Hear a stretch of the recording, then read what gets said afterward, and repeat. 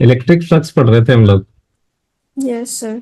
और electric flux में हमने दो बातें देखी थी। एक तो देखा था mathematically. Mathematically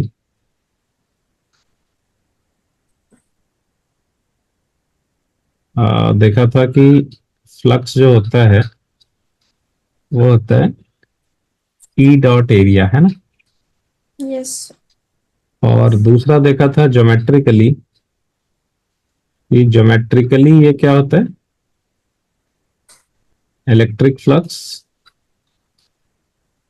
through a surface is a measure of through a surface is the measure of number of electric field lines penetrating through that surface। यही था ना। Yes sir. मैंने नोट्स भेजा था कि नहीं कल? भेजे थे sir. penetrating through that surface। Clear है? हम्म। अब इसको और आगे बढ़ाते हैं। देखो, आपने मैथमेटिकली लिखा कि फ्लक्स होता है ई डॉट एरिया, लेकिन जरूरी नहीं है ना कि ये जो रिजल्ट है ये तभी वैलिड होगा जब हर एक जगह पे इलेक्ट्रिक फील्ड सेम हो। भाई, जो भी आपने एरिया लिया सब जगहों पे इलेक्ट्रिक फील्ड अगर सेम है तभी सिर्फ वैलिड होगा। Valid only when electric field is uniform through out the area. लेकिन अगर इलेक्ट्रिक फील्ड यूनिफॉर्म नहीं है तो हम लोग क्या करेंगे, उस एरिया को छोटे छोटे टुकड़ों में तोड़ देंगे। और मान लो एक बहुत ही छोटा सा एरिया लिया, इसको आप डीए लिख दो या डीएस लिख दो। कहीं कहीं पे डीएस भी लिखा रहता है, कहीं कहीं पे डीए भी लिखा रहता है। चलो मैं डीए ही लेता हूँ। एक बहुत ही छोटा सा एरिया लिया, उसका एरिया वेक्टर किधर होगा? एरिया वेक्टर होता है परपेंडिकुलर टू द सरफेस।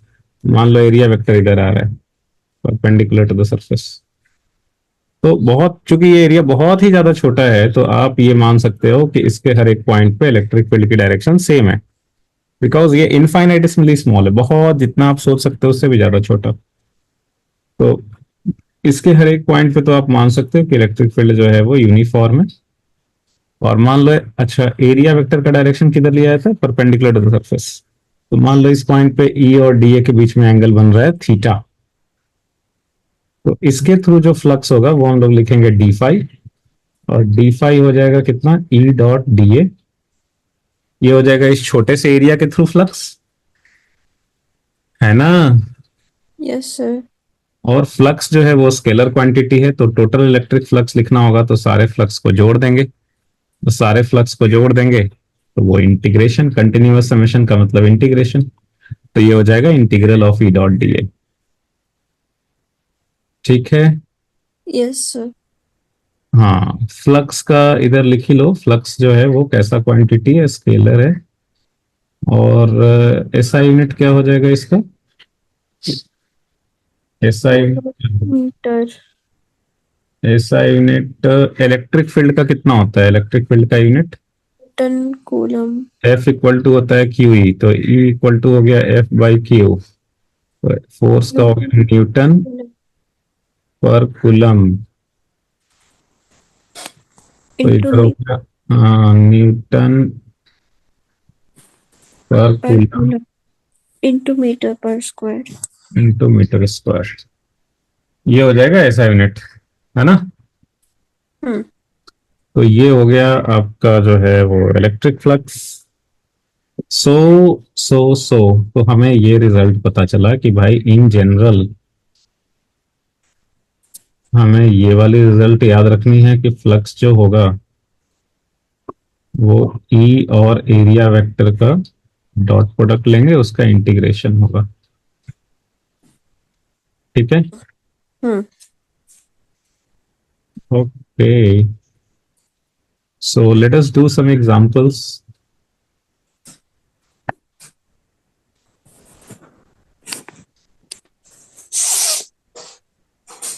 हम्म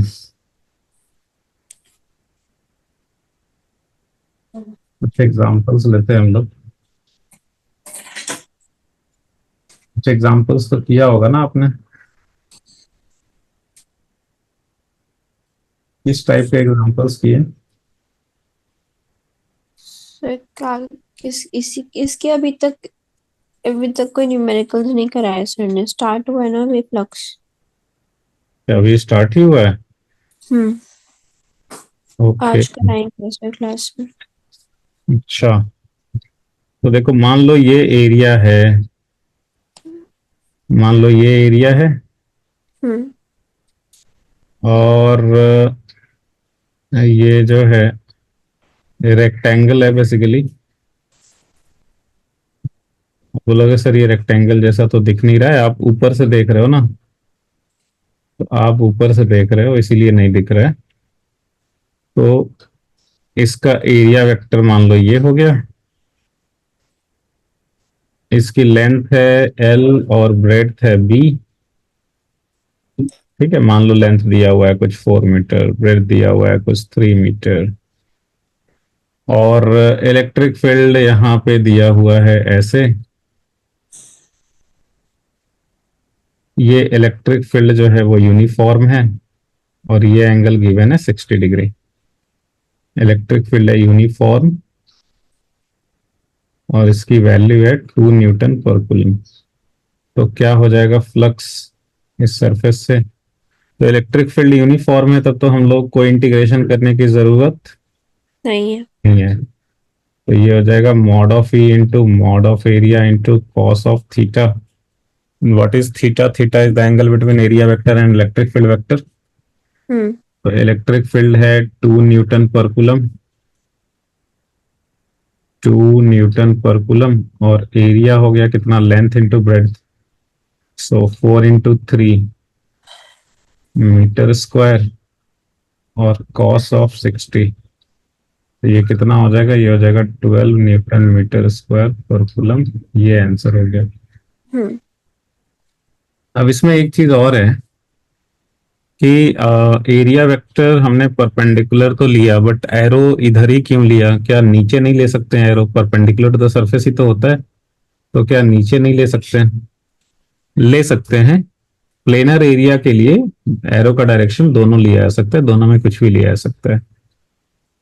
ठीक है, सो प्लेनर एरिया के लिए, और प्लेनर एरिया,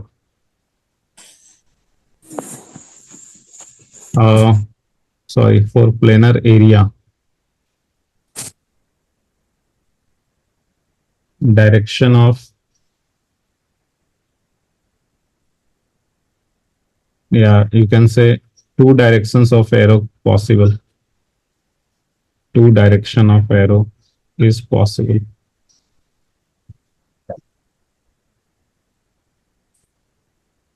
सो जैसे मान लो कि एक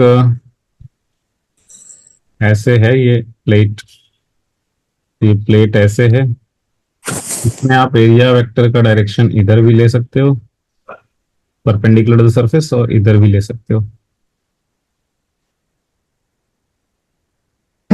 दोनों डायरेक्शन पॉसिबल है, तो कौन सा लेना है सर? कोई भी ले लो, जो मर्जी हो। क्या सर रिजल्ट बदल जाएगा उसमें? बिल्कुल बदल जाएगा। अगर आप एरिया वेक्टर इधर ले लोगे, तो ई और एरिया के बीच में एंगल ये 120 बन जाता, हम्म। और यहाँ पे अगर हम कॉस ऑफ 120 लिखते, तो वो माइनस हाफ हो जाता, तो ये यहाँ पे माइनस आ जाता है आंसर। तो साइन बदल जाता बस, एरो का डायरेक्शन चेंज होने से। तो सर एग्जाम में कौन सा करेंगे? एग्जाम में आपको एरो का डायरेक्शन दिया रहेगा, नहीं तो ऑप्शन में +12 -12 दोनों नहीं रहेगा, कोई एक ही रहेगा, तो आप दोनों में से कोई भी टिक मार सकते हो। तो वैसा कंफ्यूजन नहीं रहेगा, क्वेश्चन में नहीं क्रिएट किया रहेगा वैसा कंफ्यूजन। अच्छा, अभी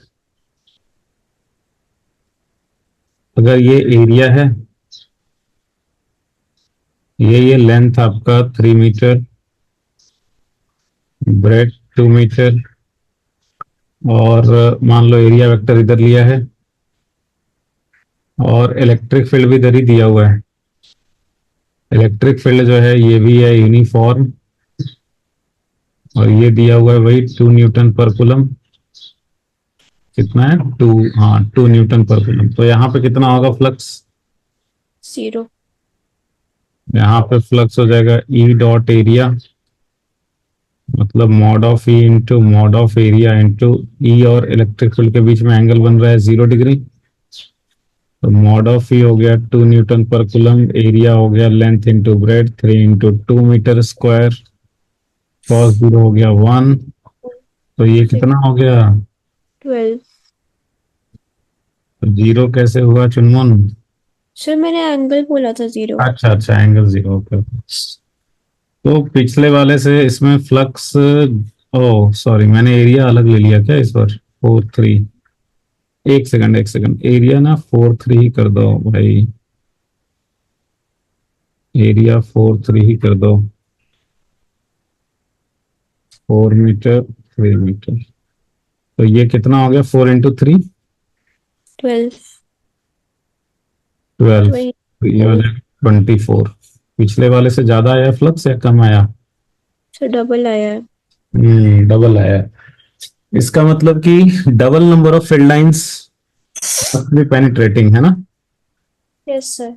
बिकॉज ये जो इलेक्ट्रिक फ्लक्स होता है वो किस चीज का मेजर बताता है? वो number of field lines penetrating through this area. Hmm. तो डबल आया है, इसका मतलब कि पिछले वाले में जितने फील्ड लाइंस इसको पेनिट्रेट कर रहे हैं उसका डबल इसमें पेनिट्रेट कर रहा है। देखो सब कुछ सेम ही है, इलेक्ट्रिक फील्ड भी सेम ही है, एरिया भी सेम ही है, सिर्फ किस चीज का फर्क है? डायरेक्शन का। डायरेक्शन का फर्क है बस। इसमें फील्ड लाइंस एकदम परपेंडिकुलरली जा रहा है ऐसे, तो more number of field lines are penetrating. उसमें ऐसे टिल्टेड होके जा रहा था तो less number of field lines were penetrating, right? Yes sir. और अगर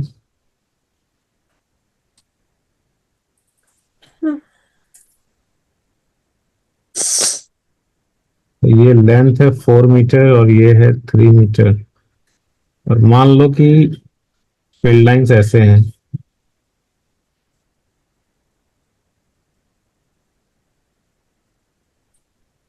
2 न्यूटन पर कूलम, यूनिफॉर्म ही है।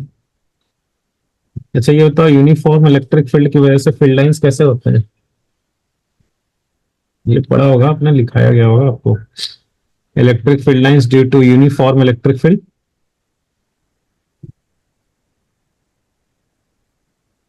हम्म। नहीं पता सर। नहीं पता है तो आप ये लिख लो कहाँ पे, जहां पे आपने इलेक्ट्रिक फील्ड लाइंस के प्रॉपर्टीज लिखे थे ना, यस सर। कॉपी में तो लिखा होगा आपने। अच्छा हाँ। आपने तो वहां पे प्रॉपर्टीज जहां पे आपने लिखा है ऑफ इलेक्ट्रिक फील्ड लाइंस, वहीं पे आप एक एक्स्ट्रा पॉइंट ऐड कर लो कि इलेक्ट्रिक फील्ड लाइन, या आप ऐसे लिख लो due to uniform electric field,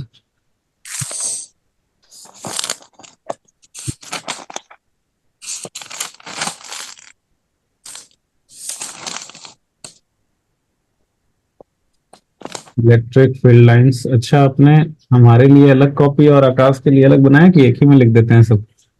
नहीं सर, एक में नहीं, हमारे आकाश में नोटबुक चेक होती है। एक होती है हाँ। क्या कॉपी? मतलब सर देखते हैं ना कि हमने नोट्स लिखे हैं नहीं। कि बच्चे लिख रहे हैं कि नहीं लिख रहे हैं? हम्म। कितने बच्चे होते हैं क्लास में?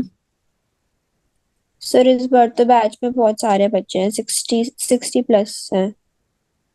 60 प्लस? बहुत सारे उसमें नहीं पढ़ने वाले भी होते होंगे।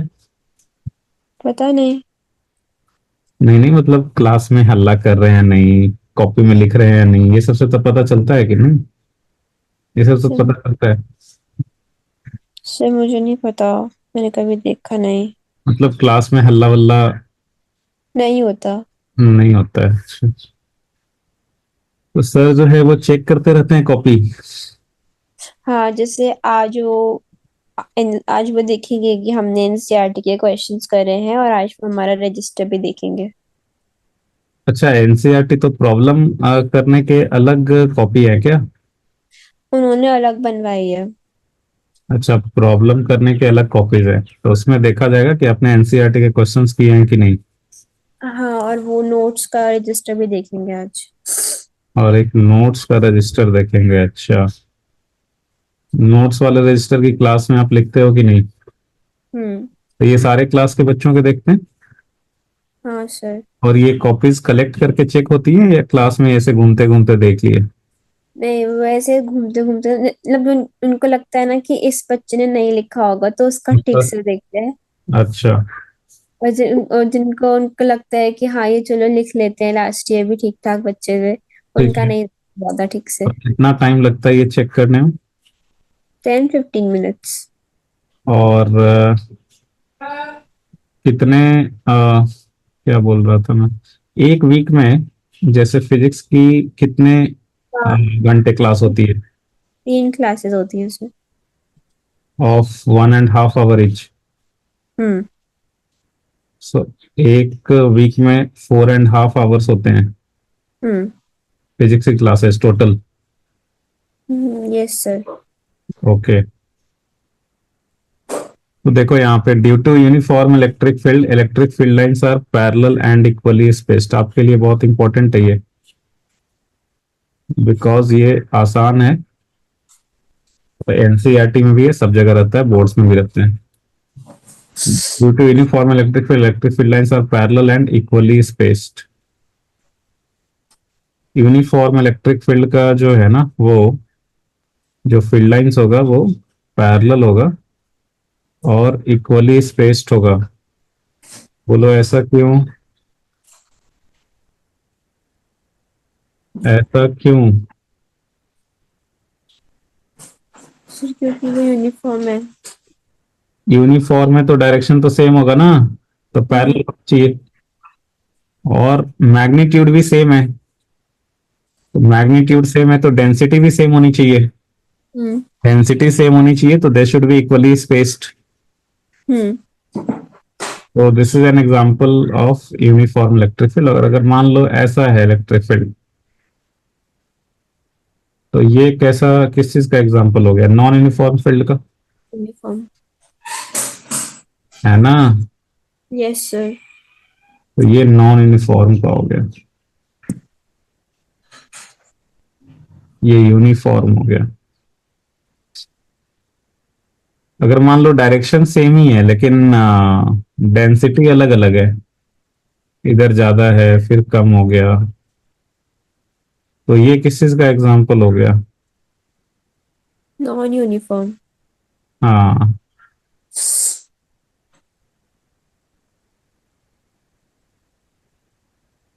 तो आकाश में कितने आवर्स बिताते हो आप एक दिन? जैसे आप जाओगे आज तो कितने घंटे वहां पे बिताओगे?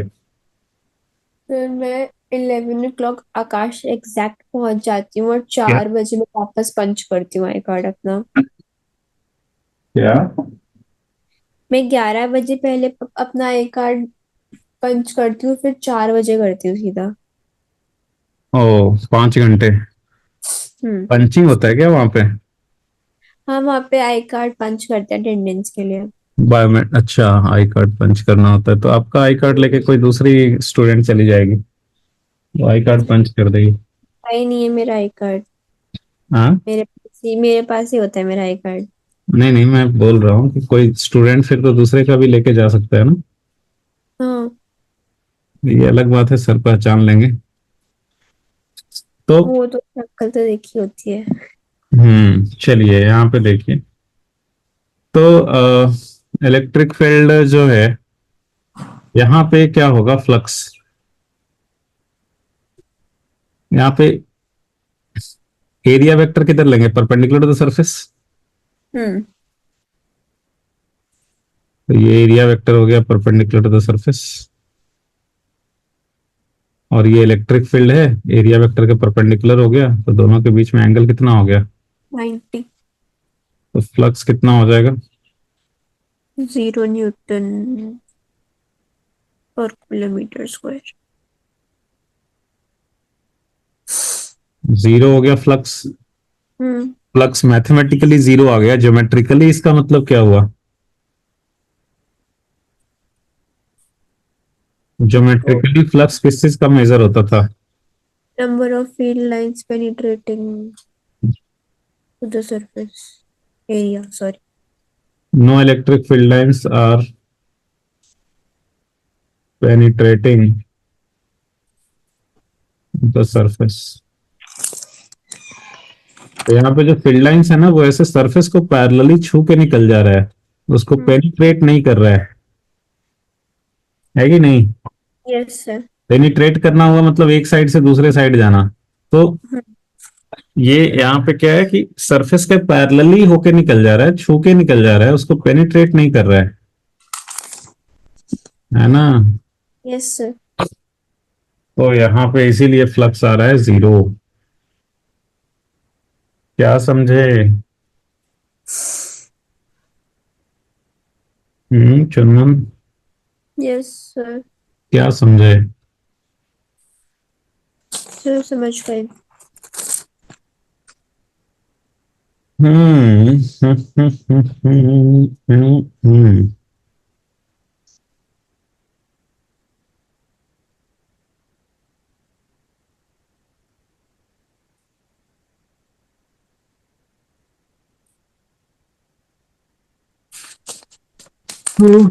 श्री भगवान।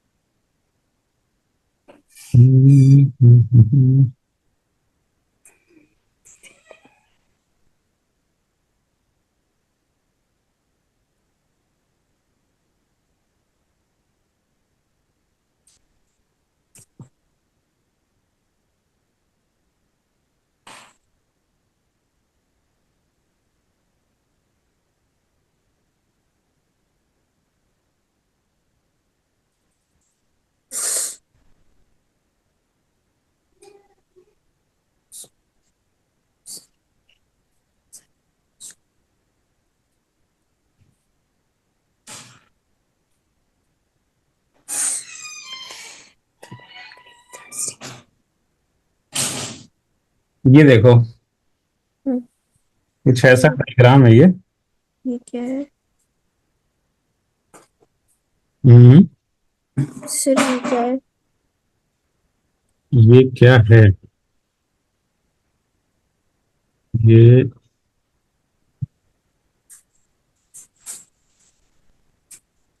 तो बन नहीं रहा है। देखो यहाँ पे जो है वो एक सरफेस है, ये वाली पीछे वाली ऐसे, और एक सरफेस है ये वाली, एक ये वाली सरफेस है। ठीक है। हम्म। और एक जो है ये बॉटम वाली सरफेस है। ये जो है ये बॉटम वाली है सरफेस, नीचे वाली। और यहाँ पे जो है वो इलेक्ट्रिक फील्ड लाइंस ऐसे आ रहे हैं, ऐसे ऐसे आ रहे हैं इलेक्ट्रिक फील्ड लाइंस।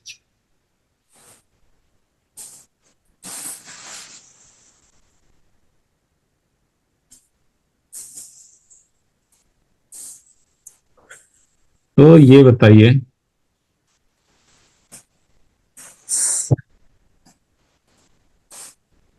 कि, चलो मैं नाम देता हूँ, ए बी सी डी। एक सरफेस ये हो गया ए बी सी डी, हम्म। और एक सरफेस इधर हो गया बी ई एफ ए। एक सरफेस ये हो गया बी ई एफ ए। ठीक है। यस। ये बताइए यहाँ पे जितने फील्ड लाइंस, और एक तो ये नीचे वाला हो गया सरफेस, एक ये नीचे वाला सरफेस हो गया, ये सी डी एफ ई। तो ये बेसिकली मान लो कि वुडन ऐसा शेप बना हुआ है, एक सरफेस जिसमें तीन फेसेस हैं, एक ये है, एक ऐसे इंक्लाइंड है, और एक जो है वो आपका ये बॉटम हॉरिजॉन्टल है। ये सरफेसेस हैं, और ये फील्ड लाइंस ऐसे पास कर रहा है यहां से, यूनिफॉर्म इलेक्ट्रिक फील्ड है। अब ये बताओ कि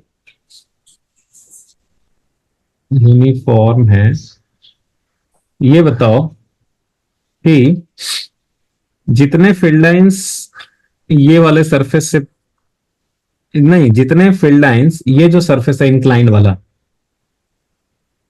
ये इंक्लाइंड वाले सरफेस से जितने फील्ड लाइंस पेनिट्रेट कर रहे होंगे, हम्म। क्या वो जरूरी है, पक्का है कि एबीसीडी को भी वो पेनिट्रेट कर रहे होंगे? No sir. Field lines horizontal है,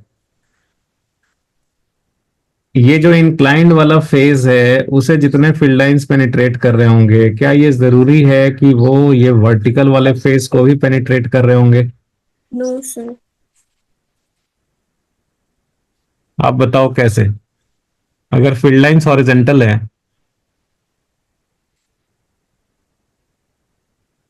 तो आप बोल रहे हो कि इसे जो पेनिट्रेट करेगा इंक्लाइंड वाले को, जरूरी नहीं है कि वो ये वर्टिकल वाले को पेनिट्रेट करे। How is it possible? Sir सारी नहीं कर सकती ना।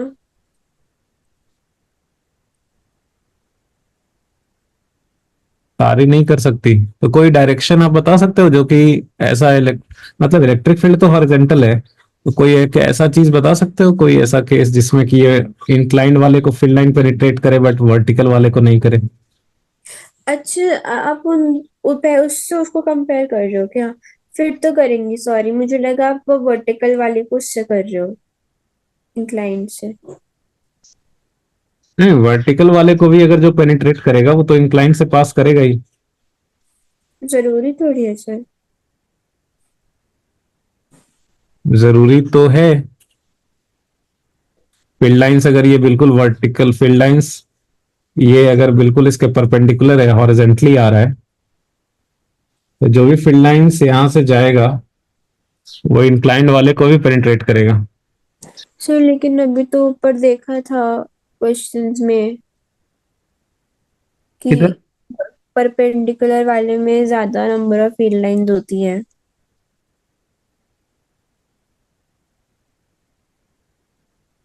हाँ, अभी तो ऊपर देखा था कि जो वर्टिकली होता है उसमें सबसे ज्यादा नंबर ऑफ फील्ड लाइंस होती हैं। वो तो ऊपर जो बात हो रही थी वो बात कुछ ऐसी थी।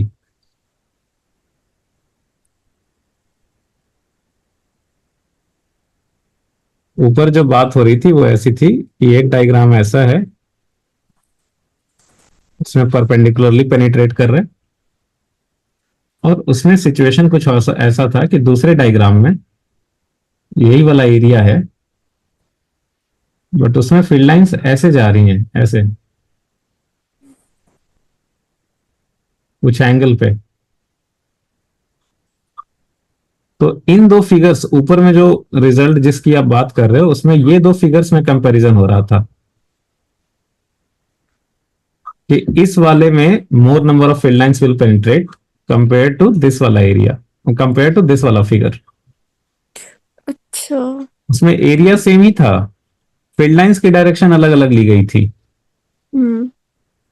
यहाँ पे ये अलग सिचुएशन है, फील्ड लाइंस जो है वो सेम ही है, फील्ड लाइंस की डायरेक्शन नहीं बदल रहे हो आप, एरिया अलग अलग ले रहे हो, ये एक अलग एरिया है, ये एक अलग एरिया है। ये तो एरिया अलग है ना, सेम ही एरिया को थोड़ा ही आपने टिल्ट करके रखा है, हम्म। ये तो ज्यादा बड़ा है।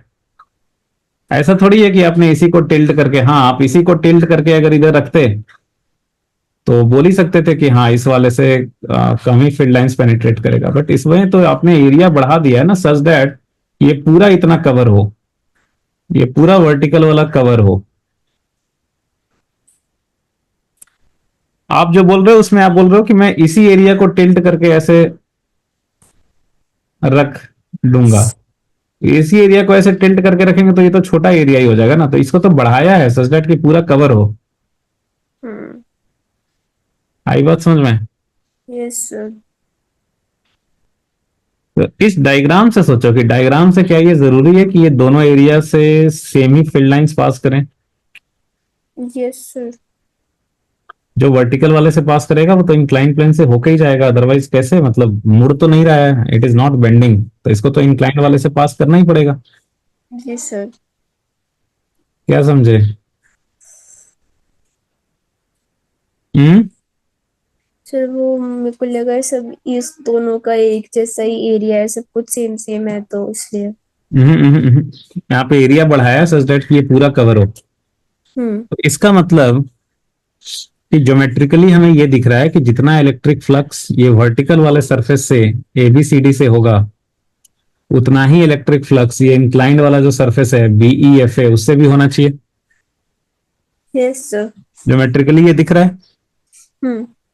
मैथमेटिकली भी यही आना चाहिए। आना तो चाहिए। नाउ लेट अस से दिस एंगल इज 60 डिग्री, मान लेता हूं ये वाला एंगल 60 डिग्री है। ठीक है। हम्म। ठीक है, बोलिए। Yes sir. ये कितना एंगल मान लिया? 60 डिग्री।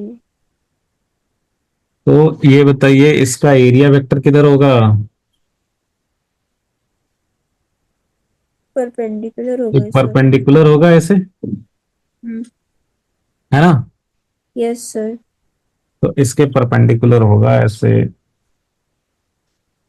और एक चीज और होता है, एक चीज और होता है। देखो अभी अभी हमने एक पॉइंट लिखा था कि for planar area two directions of arrow is possible. अगर एरिया प्लेनर है तो एरो का तो कोई भी डायरेक्शन ले सकते हैं। ठीक है। हम्म। यहाँ पे आप एक नोट लिखो, नोट में ये लिखो कि for closed volume,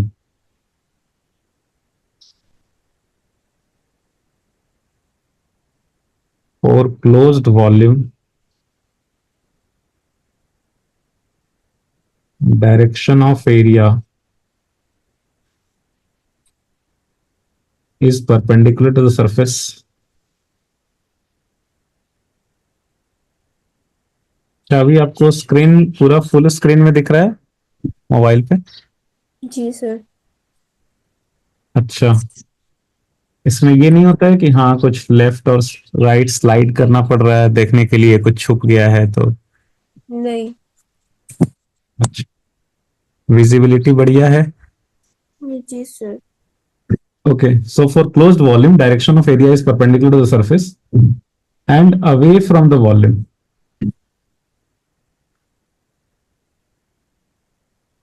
away from the volume. अगर बोल रहा है कि कोई क्लोज्ड वॉल्यूम है, जैसे ये सिलेंडर बंद कर दिया चारों तरफ से, बोल रहा है कि एरिया वेक्टर का जो डायरेक्शन लेंगे फिर perpendicular to the surface and away from the volume लेंगे। जैसे यहाँ पे इसके लिए एरिया वेक्टर हो जाएगा perpendicular to the surface and away from the volume लेना है, मतलब ऐसे नीचे नहीं ले सकते फिर। अच्छा। नीचे वाले के लिए हो जाएगा perpendicular to the surface and away from the volume, इसके लिए डाउनवर्ड डायरेक्शन हो जाएगा ऐसे, because away from the cylinder होना चाहिए। कर्व्ड सरफेस के लिए ऐसे रेडियली आउटवर्ड्स हो जाएगा, अवे फ्रॉम द वॉल्यूम। तो प्लेनर वाले में था, इन आप इंडिपेंडेंट थे कि कोई भी एरो का डायरेक्शन ले सकते हैं, बट क्लोज्ड वॉल्यूम में नहीं। जैसे मान लो ये क्यूबॉइड है,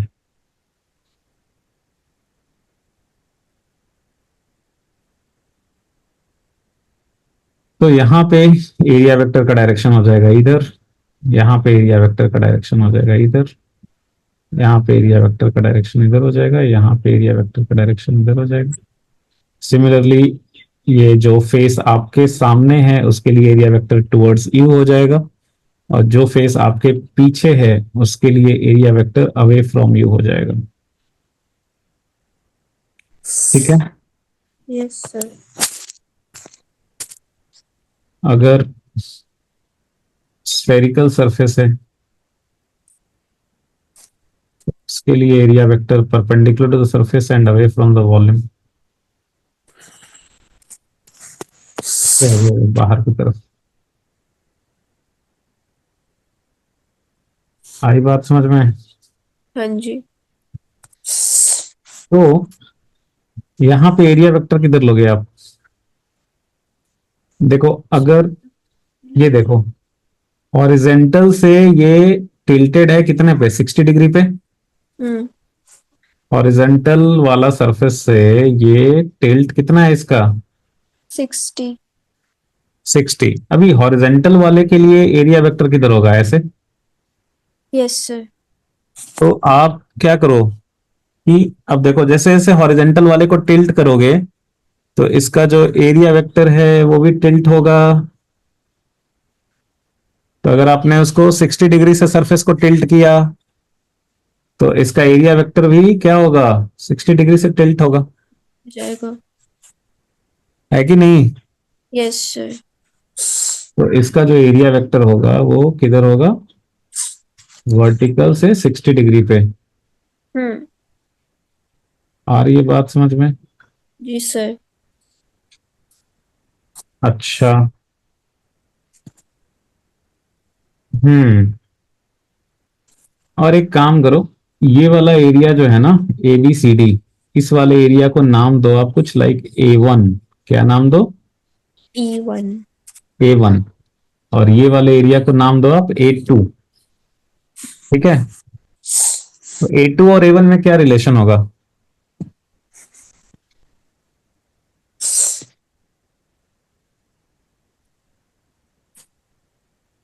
what is the relation between A2 and A1। Sir दोनों ही डिफरेंट हैं। हाँ एंगल एंगल दोनों ही डिफरेंट है। हाँ हाँ, लेकिन वैल्यूज का पूछ रहा हूँ, A1 का जितना एरिया, A2 का जितना एरिया, उसमें क्या रिलेशन होगा। सर A1 का तो 90 डिग्री है एंगल। वो नहीं पूछ रहा हूँ, A2 A1 का टू डबल होगा, थ्री थ्री टाइम्स होगा, हाफ होगा, क्या होगा। रेशो में। हम्म। अच्छा। A1 A2 का रेशियो क्या हम लोग बता सकते हैं। बता तो सकते हैं।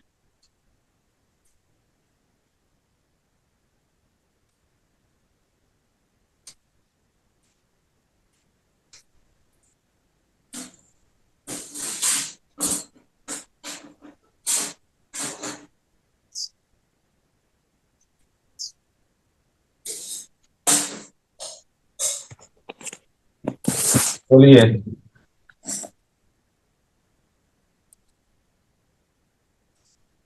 तो ये कैसे निकलेगा सर, ये क्या पूछ लिया आपने।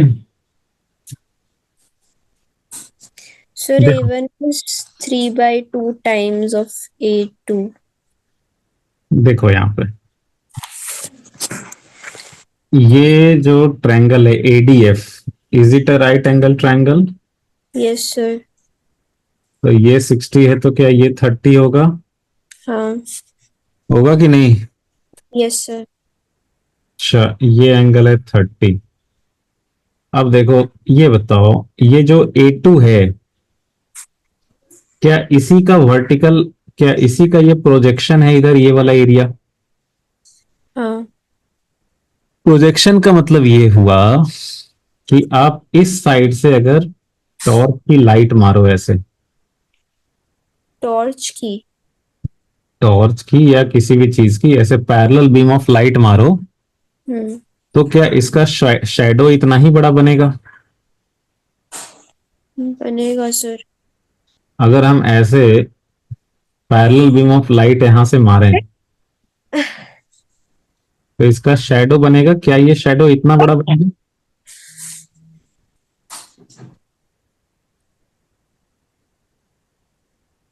बोलो चुनमुन। Yes sir.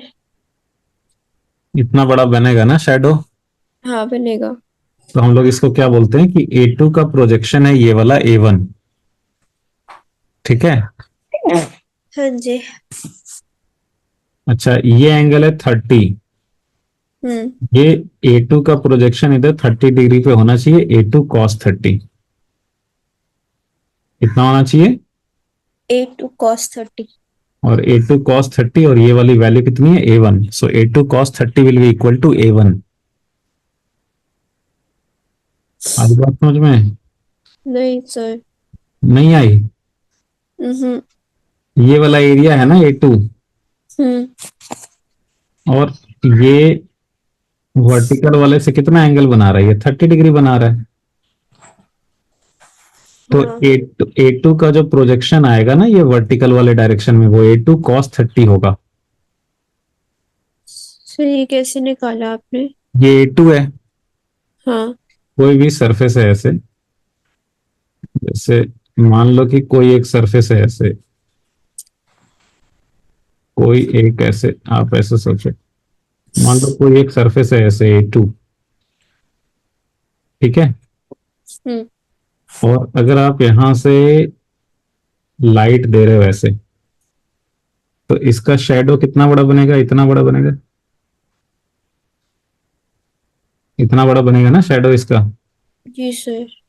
अच्छा अभी देखो, ये और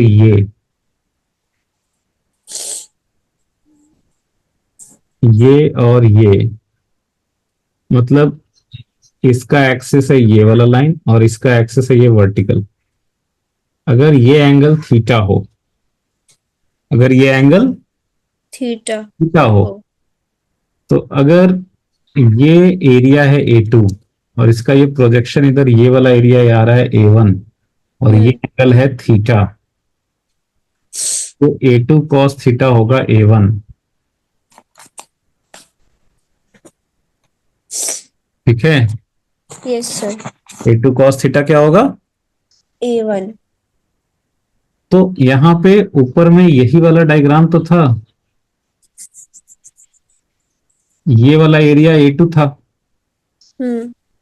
और इधर से अब हम लोग ये ले रहे थे ना, जो लाइंस ले रहे थे हॉरिजेंटली तो ले रहे थे।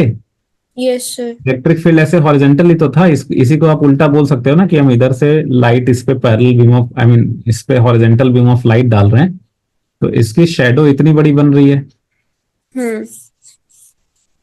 ठीक है, जी सर। इसकी शेडो ये बन रही है। और ये एंगल अभी अभी हम लोगों ने देखा था कि ये एंगल है, मान लो कुछ लेट अस से बीटा, क्या नाम दे दिया इसको? बीटा। तो ये A2 है, तो A2 का प्रोजेक्शन इधर कितना आ जाएगा? A2 cos β। Okay okay. कितना आ जाएगा ये? A2 cos beta. और यही वाला एरिया तो A1 दे रखा है ना, यस सर। तो ये रिलेशन हो गया A2 cos β = A1। हम्म। आई बात समझ में? जी सर। क्या समझ में आया? क्यों बता रहे हैं ये सब? क्योंकि देखो ये सब जो है ना वो 3D में विजुअलाइजेशन का चीज है। अभी आपको पहले से सब कुछ अगर क्लियर रहेगा तो इस पे कुछ भी पूछेगा तो आप बना लोगे, नहीं तो फिर नहीं बन पाएगा एग्जाम टाइम पे। हम्म। ठीक है, तो देखो ये वाली एरिया जो है वो क्या है? A2, और ये वाला एरिया है A1। प्रोजेक्शन, और ये एंगल है 30, तो इधर वाला एरिया कितना हो गया? क्या ये A2 cos 30 होगा? Yes sir. लेकिन क्या यही A1 दिया हुआ है? हाँ। A2 cos 30 इक्वल टू क्या हुआ? A1। तो यहाँ पे लिख देता हूं A2 cos 30 इक्वल टू क्या हुआ? A1। क्लियर है? Yes sir. और मैंने तो वही रेशियो ही पूछा था ना कि A2 A1 का क्या रेशियो होगा। हम्म। तो A2 A1 का क्या रेशियो होगा, मैंने यही पूछा था। Yes sir. तो आपका क्या हो गया यहां से हो गया कि A2 = A1/cos 30, और cos 30 कितना होता है? √3/2, तो ये हो जाएगा 2A1/√3। √3 होता है 1.732, 1.7 जो है 2 से छोटा है, तो there hmm. Four A2 > A1 हुआ। Yes sir. A2 > A1। A1। हाँ, A2/A1 हो गया 2/√3 विच इज ग्रेटर देन 1। तो A2 A1 का रेशियो पता चल गया आपको, उससे एक एरिया दिया रहेगा तो दूसरा वाला निकाल सकते हैं। ठीक है, यस सर। लेकिन हम लोग ये इलेक्ट्रिक फील्ड वाले में क्यों पढ़ रहे हैं? क्या फायदा हुआ हमें ये पढ़ने का? हमें ये फायदा हुआ। देखो अभी हम लोगों ने ज्योमेट्रिकली क्या देखा था कि जितने फील्ड लाइंस पास करेंगे A1 वाले एरिया से उतने ही फील्ड लाइंस पेनिट्रेट कर रहे हैं A2 वाले एरिया को भी। तो ज्योमेट्रिकली दोनों से फ्लक्स क्या होना चाहिए? इक्वल। इक्वल होना चाहिए, राइट। Yes sir. बहुत बढ़िया। तो अब देखो हम लोग एक एक करके फ्लक्स निकाल लेते हैं इससे, हम्म। तो पता चल जाएगा कि मैथमेटिकली इक्वल आ रहा है कि नहीं। Yes sir. अरे भाई, कट गया भाई। एक सेकंड में डायग्राम अलग ही बना लेता हूँ। तो देखो ये जो है ये आपका ऐसा डायग्राम था।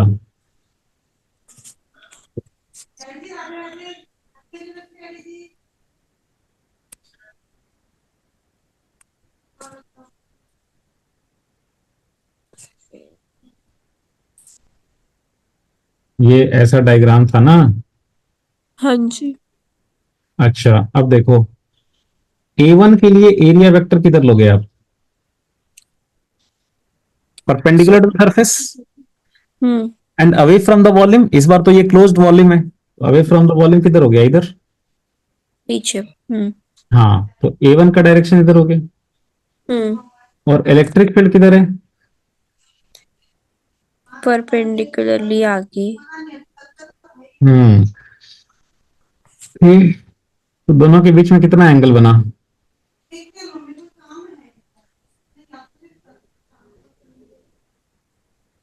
दोनों के बीच में इलेक्ट्रिक फील्ड है इधर, हम्म। दोनों के बीच में कितना एंगल बना? 180 degree. Nine.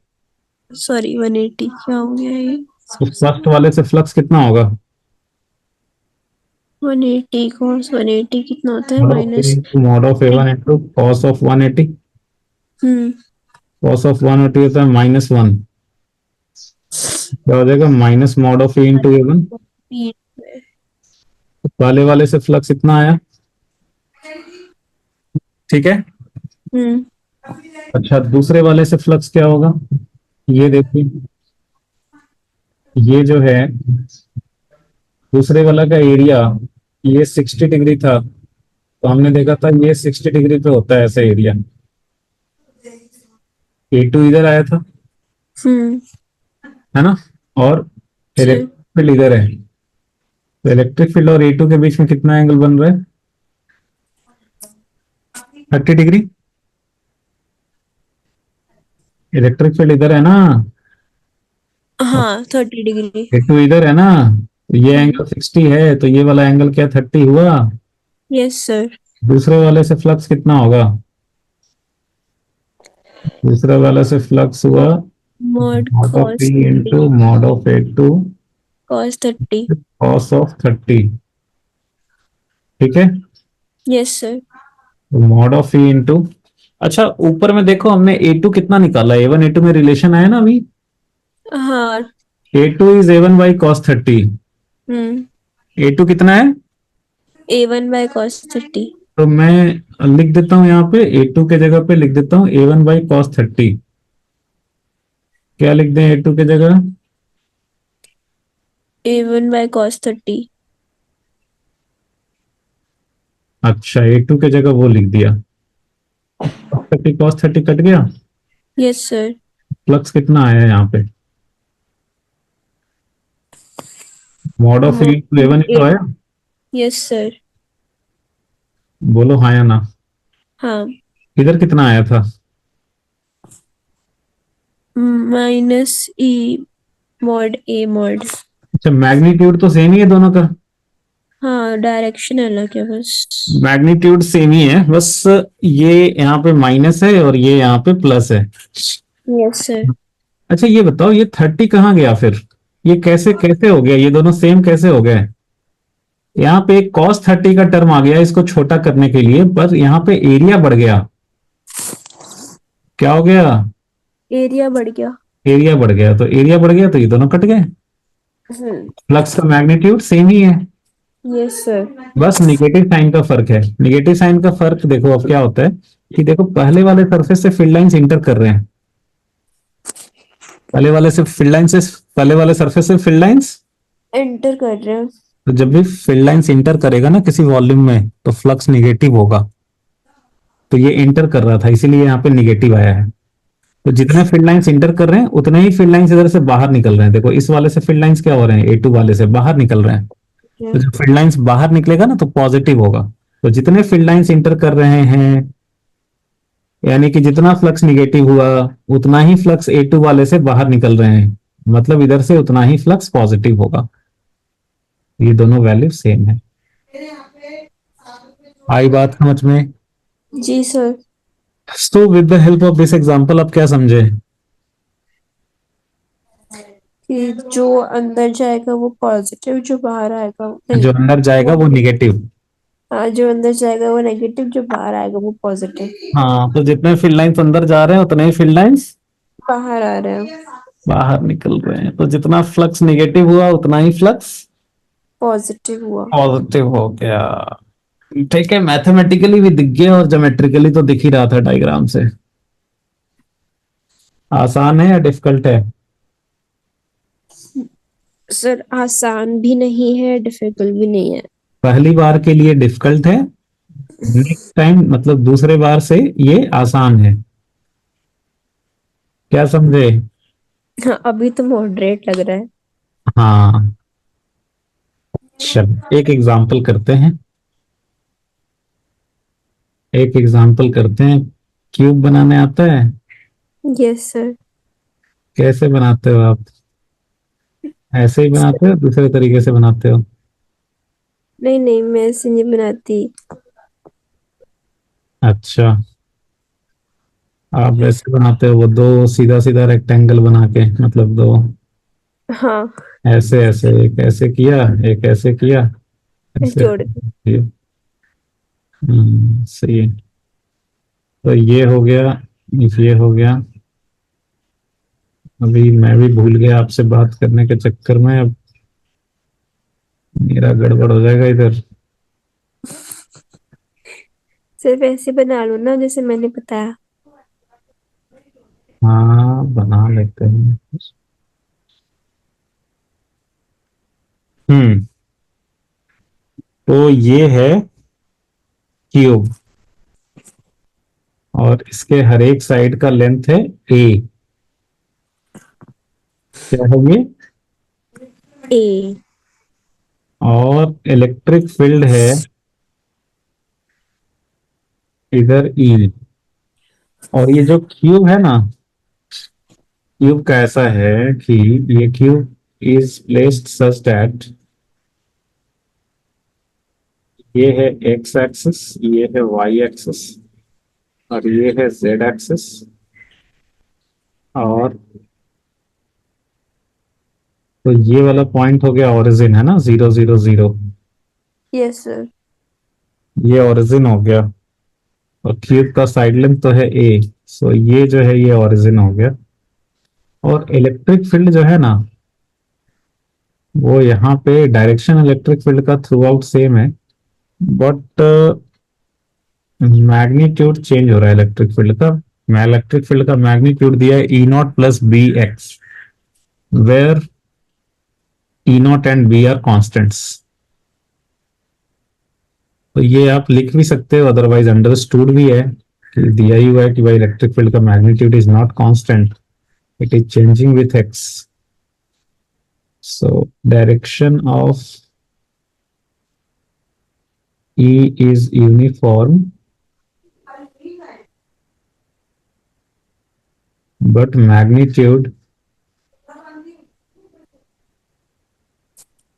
changes with x। ठीक है। हम्म। क्यूब का साइड लेंथ कितना है? ए। ये क्यूब है, ऑफ साइड लेंथ है, हर एक साइड है A। आपको निकालना है कि find total electric flux through the cube.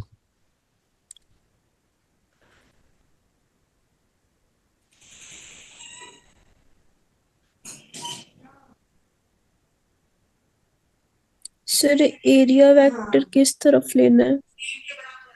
अभी क्लोज वॉल्यूम के लिए तो बताया कि एरिया वेक्टर क्या होगा, परपेंडिकुलर टू द सरफेस हाँ बट किस साइड लेना है? And away from the volume, ये होगा एरिया वेक्टर। 6 अलग अलग फेसेस है ना, तो सभी 6 फेसेस के लिए एरिया वेक्टर 6 अलग अलग डायरेक्शन में होगा।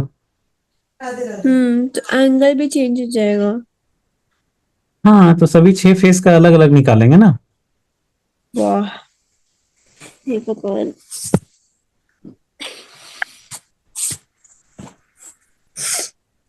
ठीक है। जी सर। आसान है कि डिफिकल्ट है? आसान है। हाँ? बहुत धीरे से बोलते हो आप। आसान है।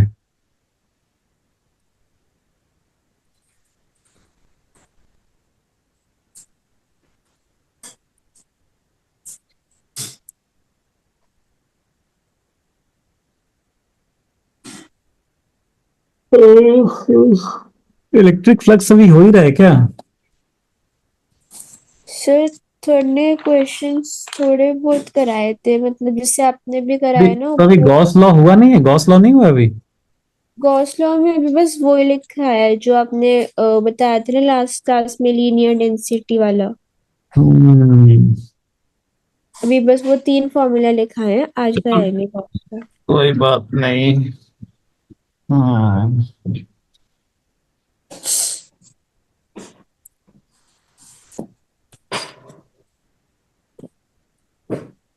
सर आगे पीछे वालों का एंगल क्या लेना है?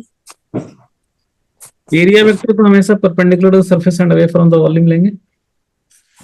हाँ मतलब आगे पीछे जो साइड्स हैं, फ्रंट और बैक वाली। फ्रंट वाले में एरिया वेक्टर आपकी तरफ हो जाएगा और बैक वाले में आपसे दूर हो जाएगा। और हाँ। गॉस लॉ क्लास में बढ़िया से समझिएगा, क्योंकि गॉस लॉ बहुत मुश्किल होता है समझने में, बहुत डेप्थ है, बहुत कॉन्सेप्चुअल है। तो क्लास में हल्ला गुल्ला बिल्कुल नहीं करना है, पढ़ाई के टाइम पे दोस्तों से बात बिल्कुल नहीं करना है।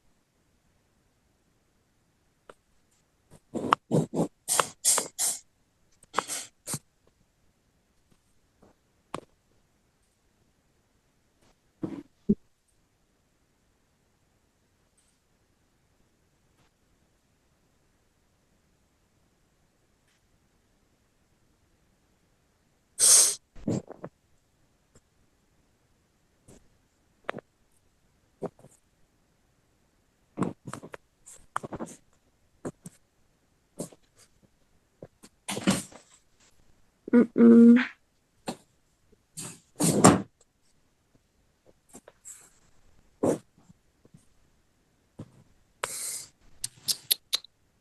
क्या बन रही है?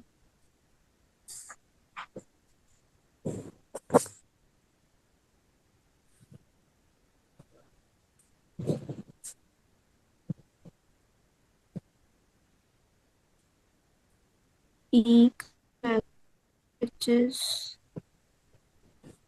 this with a square.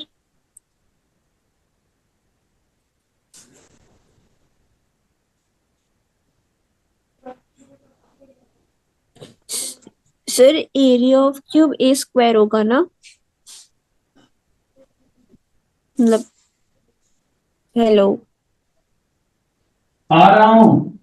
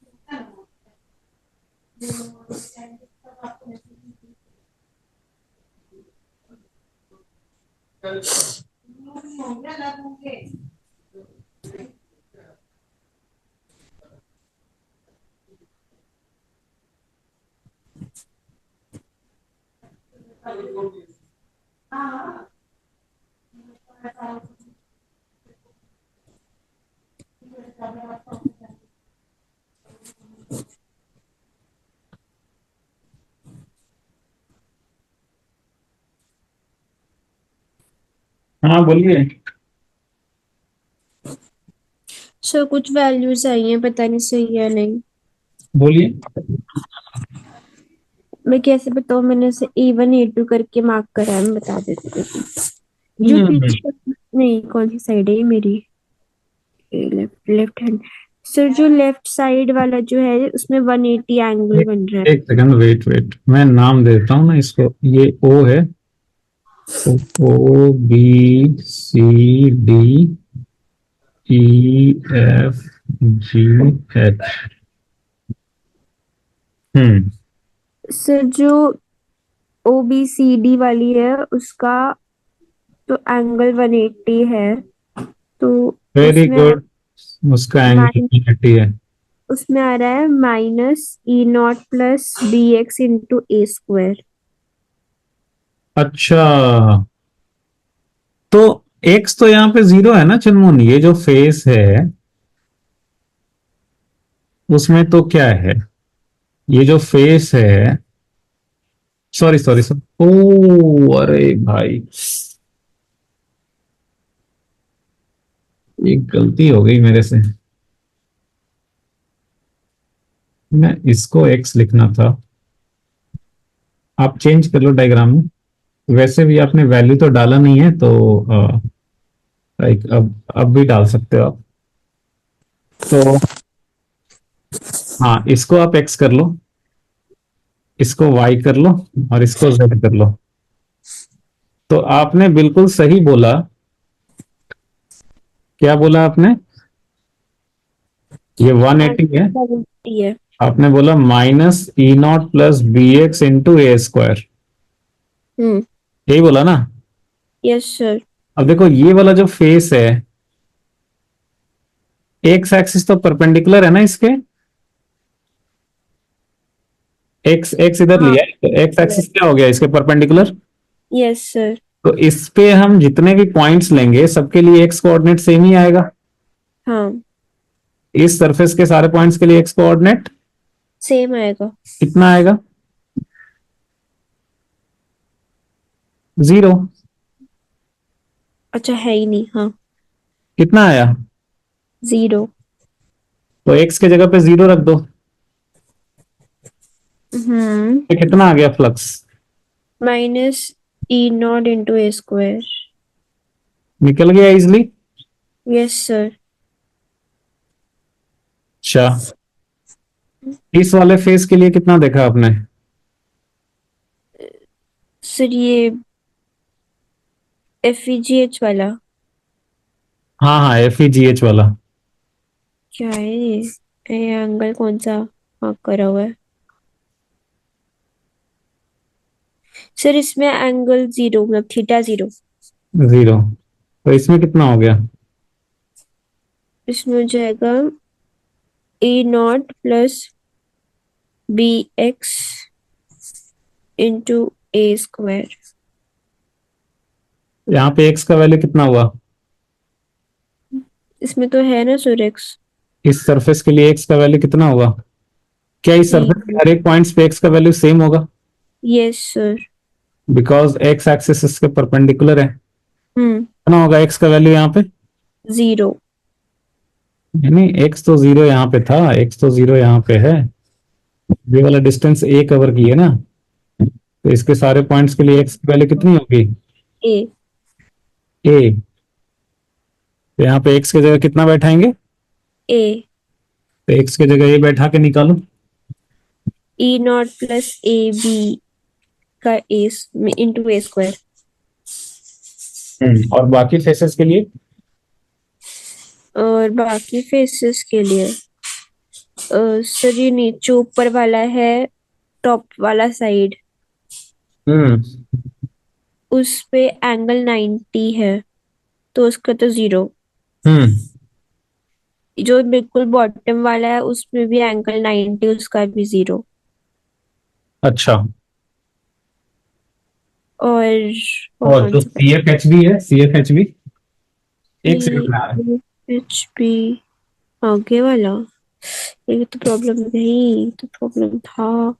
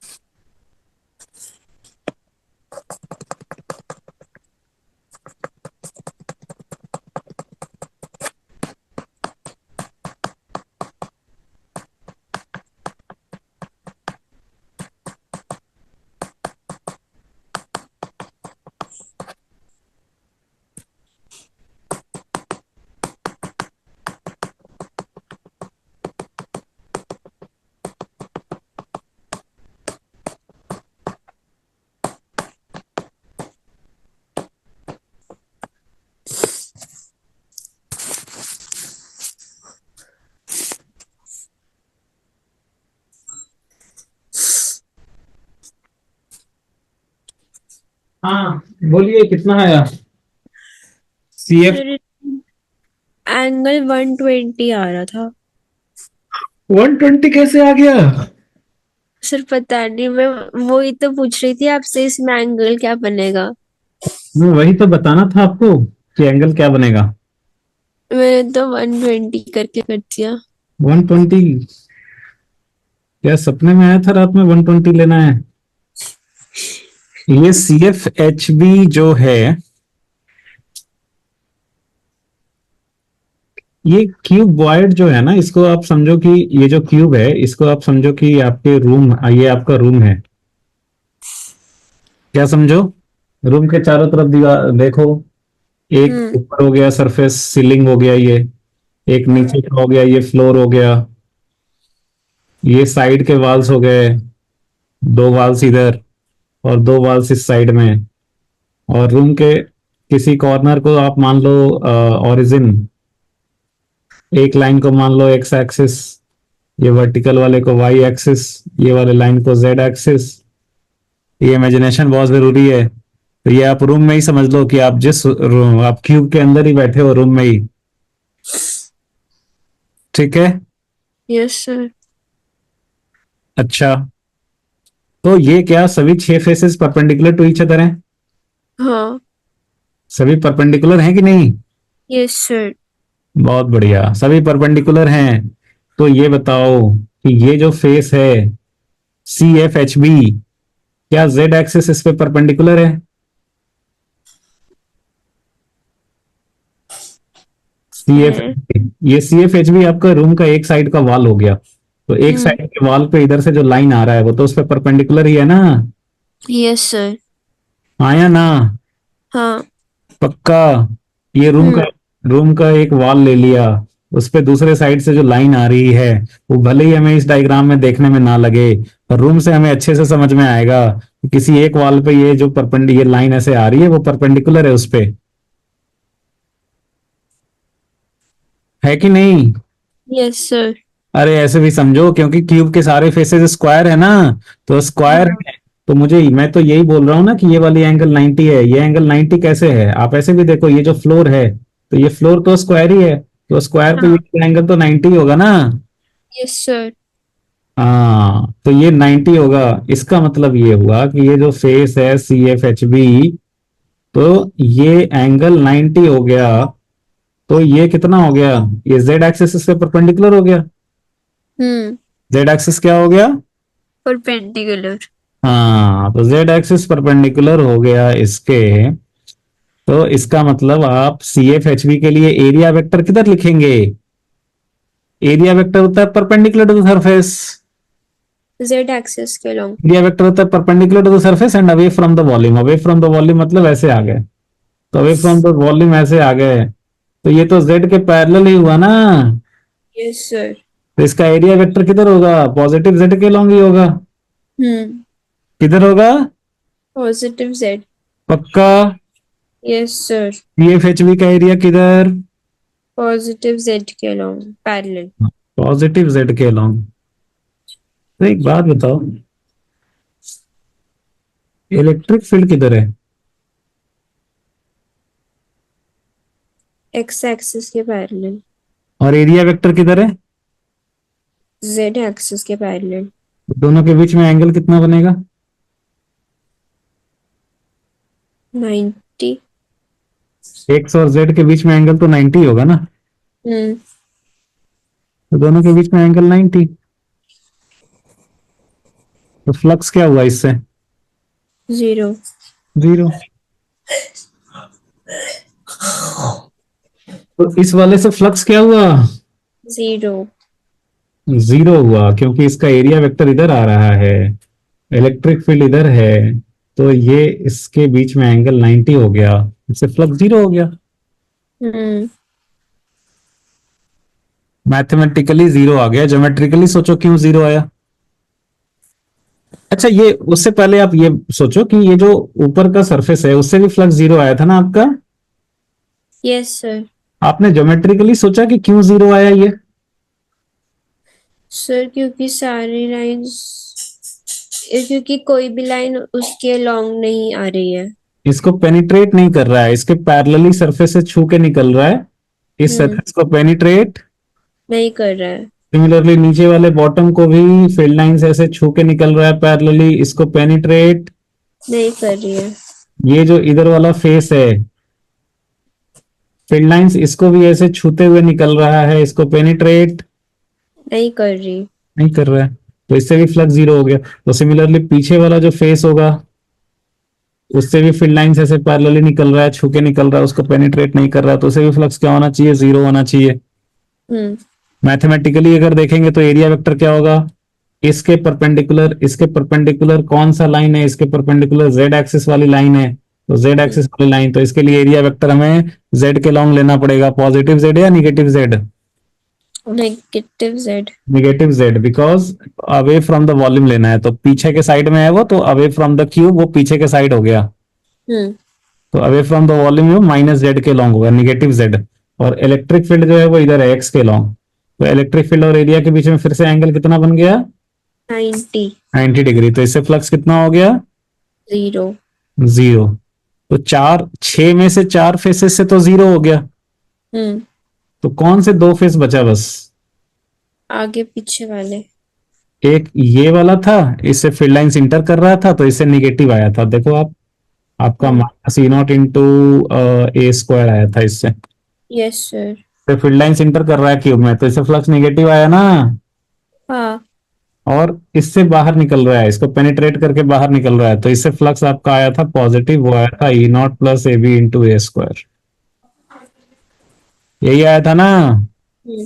तो टोटल फ्लक्स कितना हुआ? जीरो। जीरो कैसे हुआ? अच्छा नहीं हुआ, बी। हाँ उसमें बी है। हाय हाय। हम्म। क्या करूँ सर, ये तो कैसे लिखूँ इसको, तो ये तो एज इट इज ही लिखा जाएगा। एज इट इज लिखा जाएगा, और कैसे लिखा जाता है? तो टोटल फ्लक्स हो गया minus E not into A square हो गया एक से, दूसरे वाले से E not plus A B into A square हो गया, और बाकी चार से जीरो हो गए। तो ये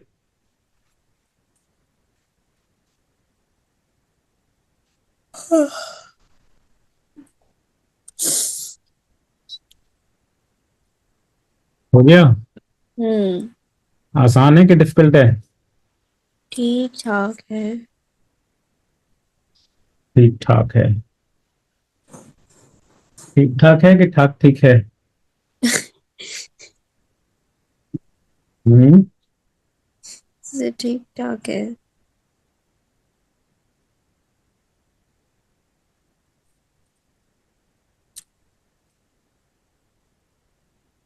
मैं महाराष्ट्र में था तो वहां जहाँ मेस में खाना खाने जाते थे वहां पे भाभी बोलती थी, और सब ठाक ठीक। ले हाँ, सब ठाक ठीक। ओके, इसके बाद जो है वो इसके बाद है गॉस लॉ पे आते हैं हम लोग। फ्लक्स तो हो गया। तो गॉस लॉ का स्टेटमेंट सुना है आपने, क्या होता है? नहीं सर। नहीं सुना है, चलो कोई बात नहीं, तो हेडिंग दे दो आप, Gauss law.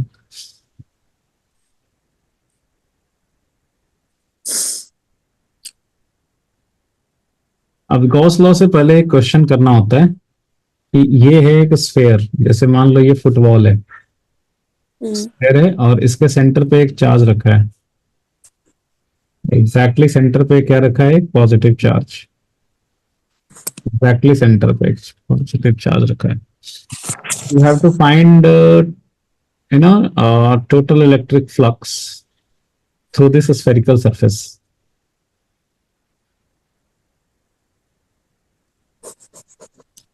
Find total electric flux through this spherical surface.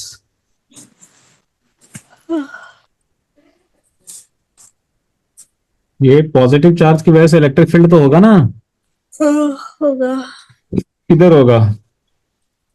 कहीं तो होगा। रेडियली आउटवर्ड्स होता है ना। चिलमोन ऐसे करते हैं आप? सर मुझे नींद आ रही है। नींद आ रही है?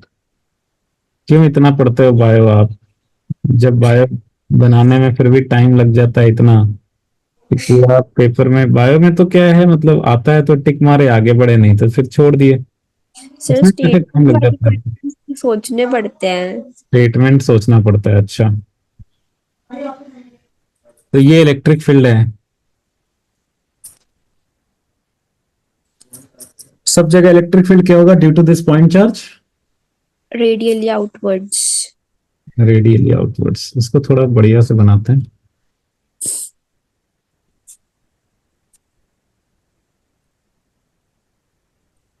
हम्म।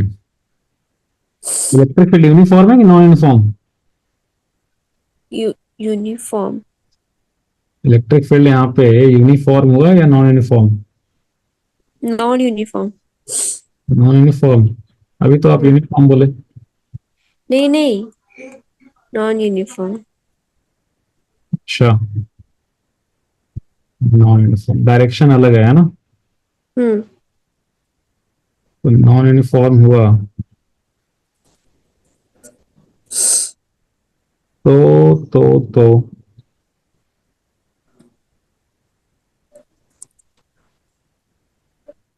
तो अभी हमें क्या वो इंटीग्रेशन वाला काम करना पड़ेगा ना? Yes sir. मतलब डायरेक्टली इनटू एरिया तो नहीं कर सकते। नहीं। तो हमें इस स्फेरिकल सरफेस पे छोटा छोटा एलिमेंट लेना पड़ेगा, छोटा छोटा एलिमेंट लेना, छोटा छोटा छोटा छोटा बहुत सारा एरिया लेंगे, वही एरिया का कलेक्शन करके ये स्फेरिकल सरफेस बना होगा। ये तो एरिया वेक्टर किधर लेते हैं हम लोग? एरिया वेक्टर का डायरेक्शन किधर लेते हैं? Hmm. Perpendicular to the surface yes sir. And away from the volume. तो ये छोटा सा एरिया लिया, इसके लिए डीए वेक्टर इधर होगा। ओ, डीए वेक्टर, इसके लिए डीए वेक्टर इधर होगा, इसके लिए डीए वेक्टर इधर होगा, इसके लिए डीए वेक्टर इधर होगा, इसके लिए डीए वेक्टर इधर हुआ, ये हो गया डीए वेक्टर। तो यहाँ पे डीए एरिया वेक्टर का भी डायरेक्शन अलग अलग है। हम्म। क्या ये बहुत खतरनाक क्वेश्चन बन गया? इलेक्ट्रिक फील्ड का भी सब अलग है, area direction same, area vector का भी अलग है। क्या ये यस सर। बहुत अच्छा? अलग है। ये वेरिएबल के लिए फ्लक्स ऐसे लिखते थे ना, इंटीग्रेशन करके लिखते थे। हम्म। तो क्या ये बहुत खतरनाक क्वेश्चन बन गया? सब जगह इलेक्ट्रिक फील्ड भी अलग, एरिया वेक्टर भी अलग। Yes sir. हाँ, लेकिन हमारे पास एक बेनिफिट है कि वी वे आर लकी कि इवन दो एरिया वेक्टर का डायरेक्शन अलग है, इलेक्ट्रिक फील्ड का डायरेक्शन अलग है, लेकिन हर एक पॉइंट पे जो इलेक्ट्रिक फील्ड का डायरेक्शन है वही एरिया वेक्टर का डायरेक्शन है। किसी भी सरफेस, किसी भी छोटे से सरफेस के लिए ई और डी ए का डायरेक्शन सेम आ गया, because electric field is also radially outwards. और ये स्फेरिकल सरफेस के लिए जो एरिया वेक्टर है वो भी रेडियली आउटवर्ड्स। तो सब जगह पे इलेक्ट्रिक फील्ड और डीए का डायरेक्शन क्या पैरेलल हो गया? ई और डीए क्या पैरेलल हो गया हर एक पॉइंट्स पे? Yes sir. तो इसका मतलब कि हर एक पॉइंट पे जो इलेक्ट्रिक फील्ड, अच्छा पूरे सरफेस के लिए हम लोग इंटीग्रेशन कर रहे हैं, पूरे स्फेरिकल सरफेस के लिए, तो उसको हम लोग इंटीग्रेशन में ऐसे ऐसे गोल घेर देते हैं, इसको बोलते हैं क्लोज्ड इंटीग्रल। क्लोज्ड इंटीग्रल का मतलब होता है पूरे सरफेस के ऊपर हम लोग इंटीग्रेशन कर रहे हैं। तो पूरे सरफेस के लिए हर एक जगह पे हमारे पास बेनिफिट ये आ गया कि ई और डीए के बीच में हर एक जगह पे एंगल बन गया 0 डिग्री। क्या बन गया?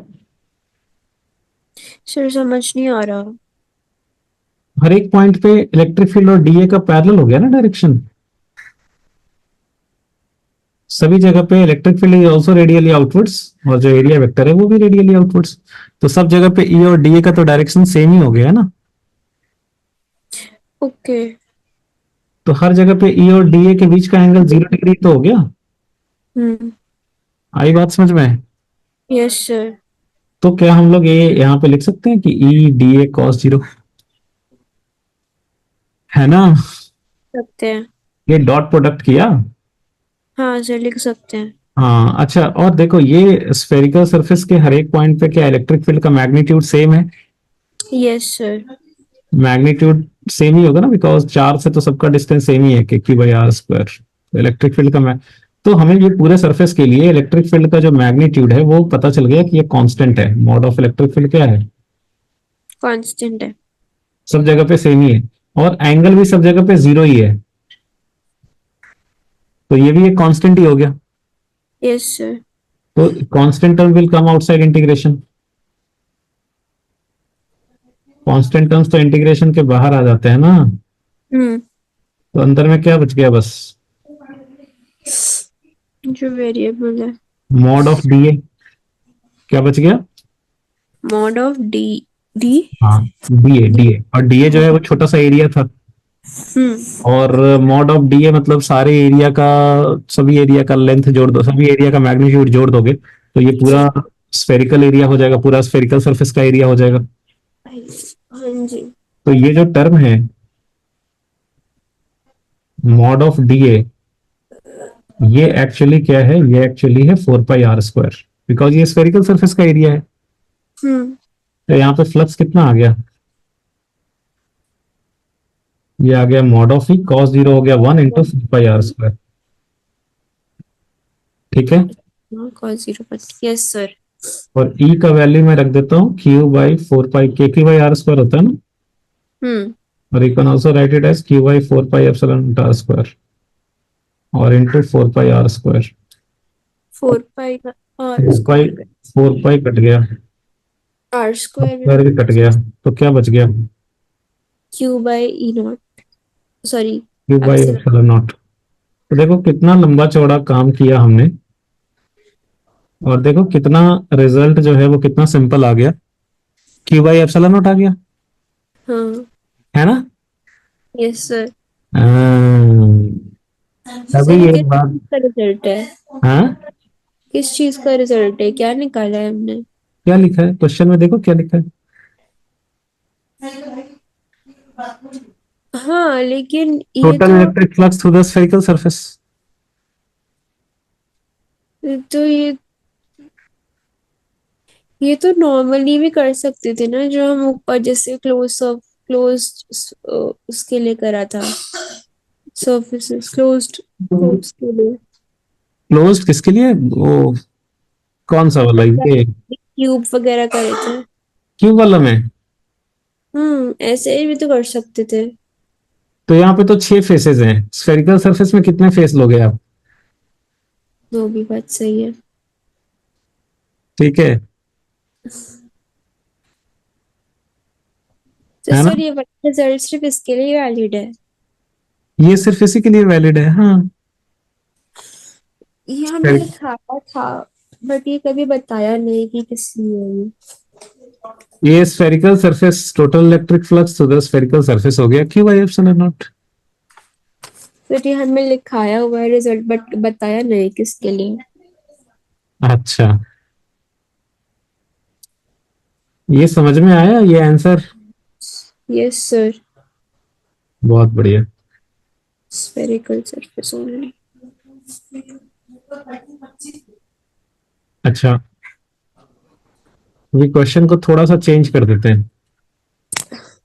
वही फुटबॉल, वही स्फेयर, वही सब कुछ, लेकिन इस बार सेंटर पे रखा है निगेटिव चार्ज, तो है इनवर्स माइनस। अब बताओ total electric flux through the spherical surface क्या होगा? है। सर नेगेटिव में तो रेडियली इन्वर्स होता है हम्म फील्ड, हम्म। लेकिन क्लोज्ड वाले में तो बाहर की तरफ जाते हैं। यस, तो एरिया वेक्टर बाहर की तरफ हो जाएगा। हम्म। और इलेक्ट्रिक फील्ड अंदर। तो सब जगह एंगल बनेगा। ई और वन ई और डी के बीच में सब जगह एंगल बनेगा। 180। हाँ, बहुत बढ़िया।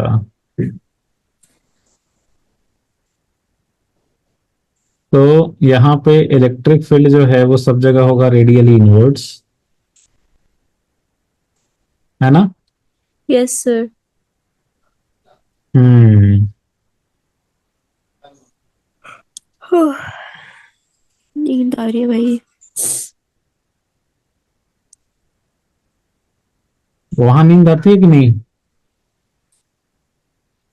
सर वहां तो और ज्यादा आती है क्योंकि वहां पे एसी चलता है ना, एसी में बहुत ज्यादा नींद आती है।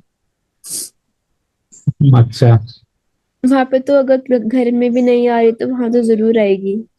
तो देखो, इलेक्ट्रिक फील्ड हो गया रेडियली इनवर्स। मान लो आपने छोटा सा एरिया लिया, तो एरिया हम्म। वेक्टर तो अवे फ्रॉम द वॉल्यूम होता है ना? Yes sir. तो हर जगह पे यहाँ पे ई और डी ए के बीच में कितना एंगल बन रहा है? 180। तो यहाँ पे भी एक अच्छी बात है कि मतलब इवन दो एंगल इज 180, पर अच्छी बात यह है कि सब जगह पे 180 ही है सारे पॉइंट्स पे, बिकॉज हर छोटे से सरफेस के लिए जो एरिया वेक्टर है वो आउटवर्ड्स हो गया, रेडियली आउटवर्ड्स, और इलेक्ट्रिक फील्ड जो है वो रेडियली इनवर्ड्स हो गया, हम्म। है ना? Yes sir. तो हम लोग वैसे ही अगर करेंगे तो क्या हो जाएगा फ्लक्स?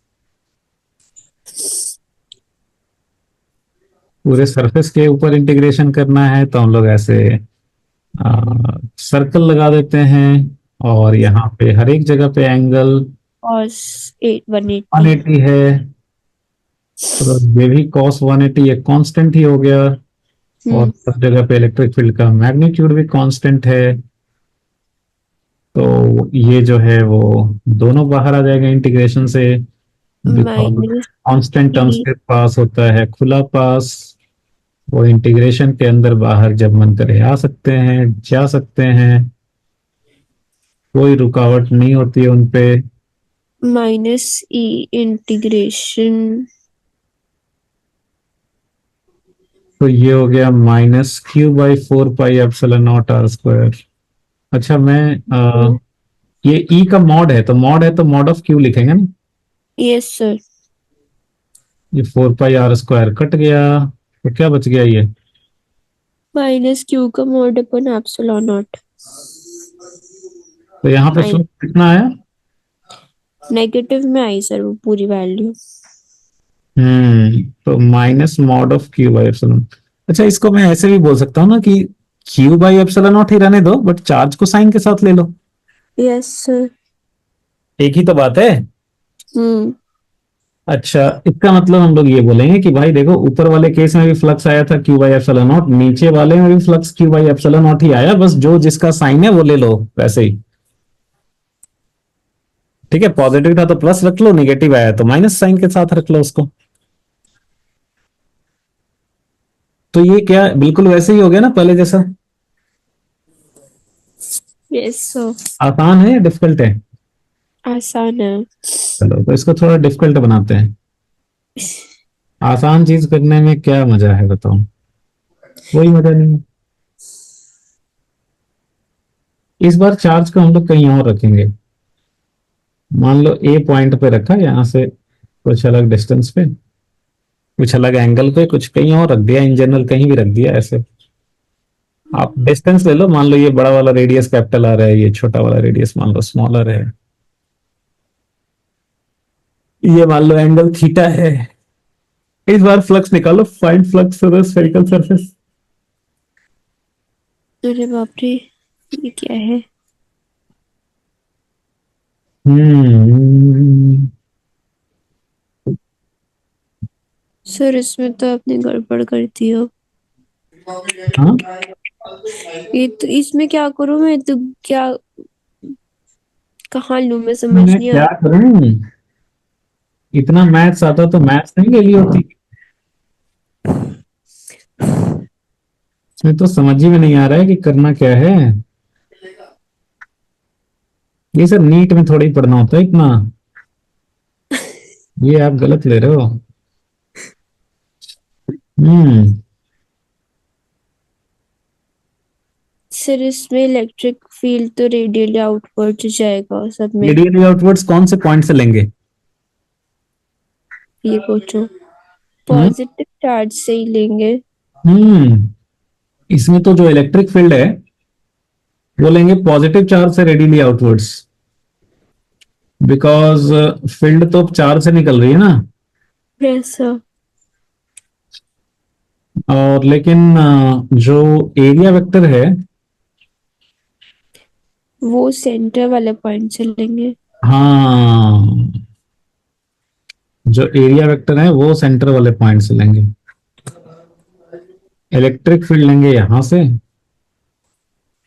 ए वाले पॉइंट से, लेकिन एरिया वेक्टर जो है वो लेंगे सेंटर वाले पॉइंट से, बिकॉज वो तो सरफेस का है, तो सरफेस का तो स्फेरिकल सरफेस का जो सेंटर होगा वहीं से लिया जाएगा ना। Yes sir. एरिया वेक्टर अगर कहीं भी लेंगे तो वो लेंगे यहां से, सेंटर से रेडियली आउटपुट्स। वो सब जगह वो सब जगह इलेक्ट्रिक फील्ड और एरिया वेक्टर का डायरेक्शन सेम होगा या अपोजिट होगा, या अलग होगा, सॉरी, कुछ भी अलग हो सकता है, कुछ भी हो सकता है फिर।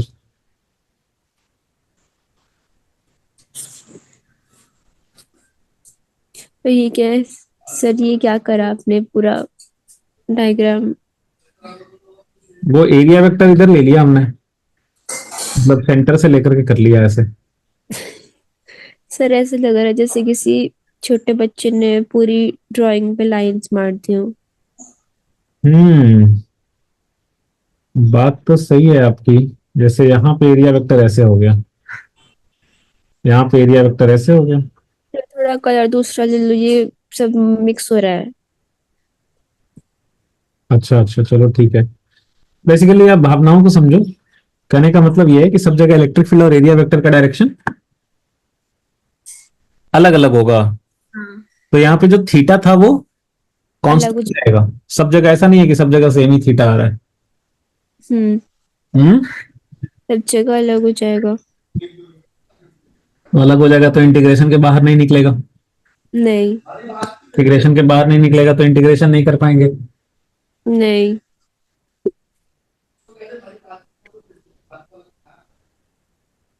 नहीं कर पाएंगे तो क्या ये क्वेश्चन सॉल्व नहीं हो पाएगा? हो तो जाना चाहिए। अब देखो, इसी दिन के लिए हमने पढ़ा था geometrical meaning of electric flux. इसी दिन के लिए क्या पढ़ा था हमने? Geometrical meaning of electric flux. Geometrical meaning of electric flux क्या होता है, जैसे अगर मैं बोलूं कि electric flux through this spherical surface, तो इसका मतलब क्या होता है? ज्योमेट्रिकल मीनिंग क्या होता है इसका, कि electric flux through this spherical surface, इसका ज्योमेट्रिकल मीनिंग क्या हुआ, कि कितने सर फ्रीक्वेंसीज को पेनिट्रेट कर रहे हैं इस स्फेरिकल सरफेस को। मतलब ज्योमेट्रिकल मीनिंग का मतलब क्या होता है, मैं अगर पूछूं कि भाई geometrical meaning of electric flux through this spherical surface, तो फ्लक्स का ज्योमेट्रिकल मीनिंग कितना होता था, कि it was a measure of number of electric field lines penetrating through that surface, hmm. है ना। Yes sir. Geometrical meaning of electric flux through any surface, उसका मतलब क्या होता है कि it was a measure of number of electric field lines penetrating through that surface. हम्म। अब एक बात बताओ, सेंटर पे जब चार्ज रखा था, तो एक सेकंड मैं नीचे ही बना देता हूं। मान लो जब चार्ज सेंटर पे रखा था, ठीक है, यस सर। तो इससे कितने नंबर ऑफ लाइंस निकल रहे थे?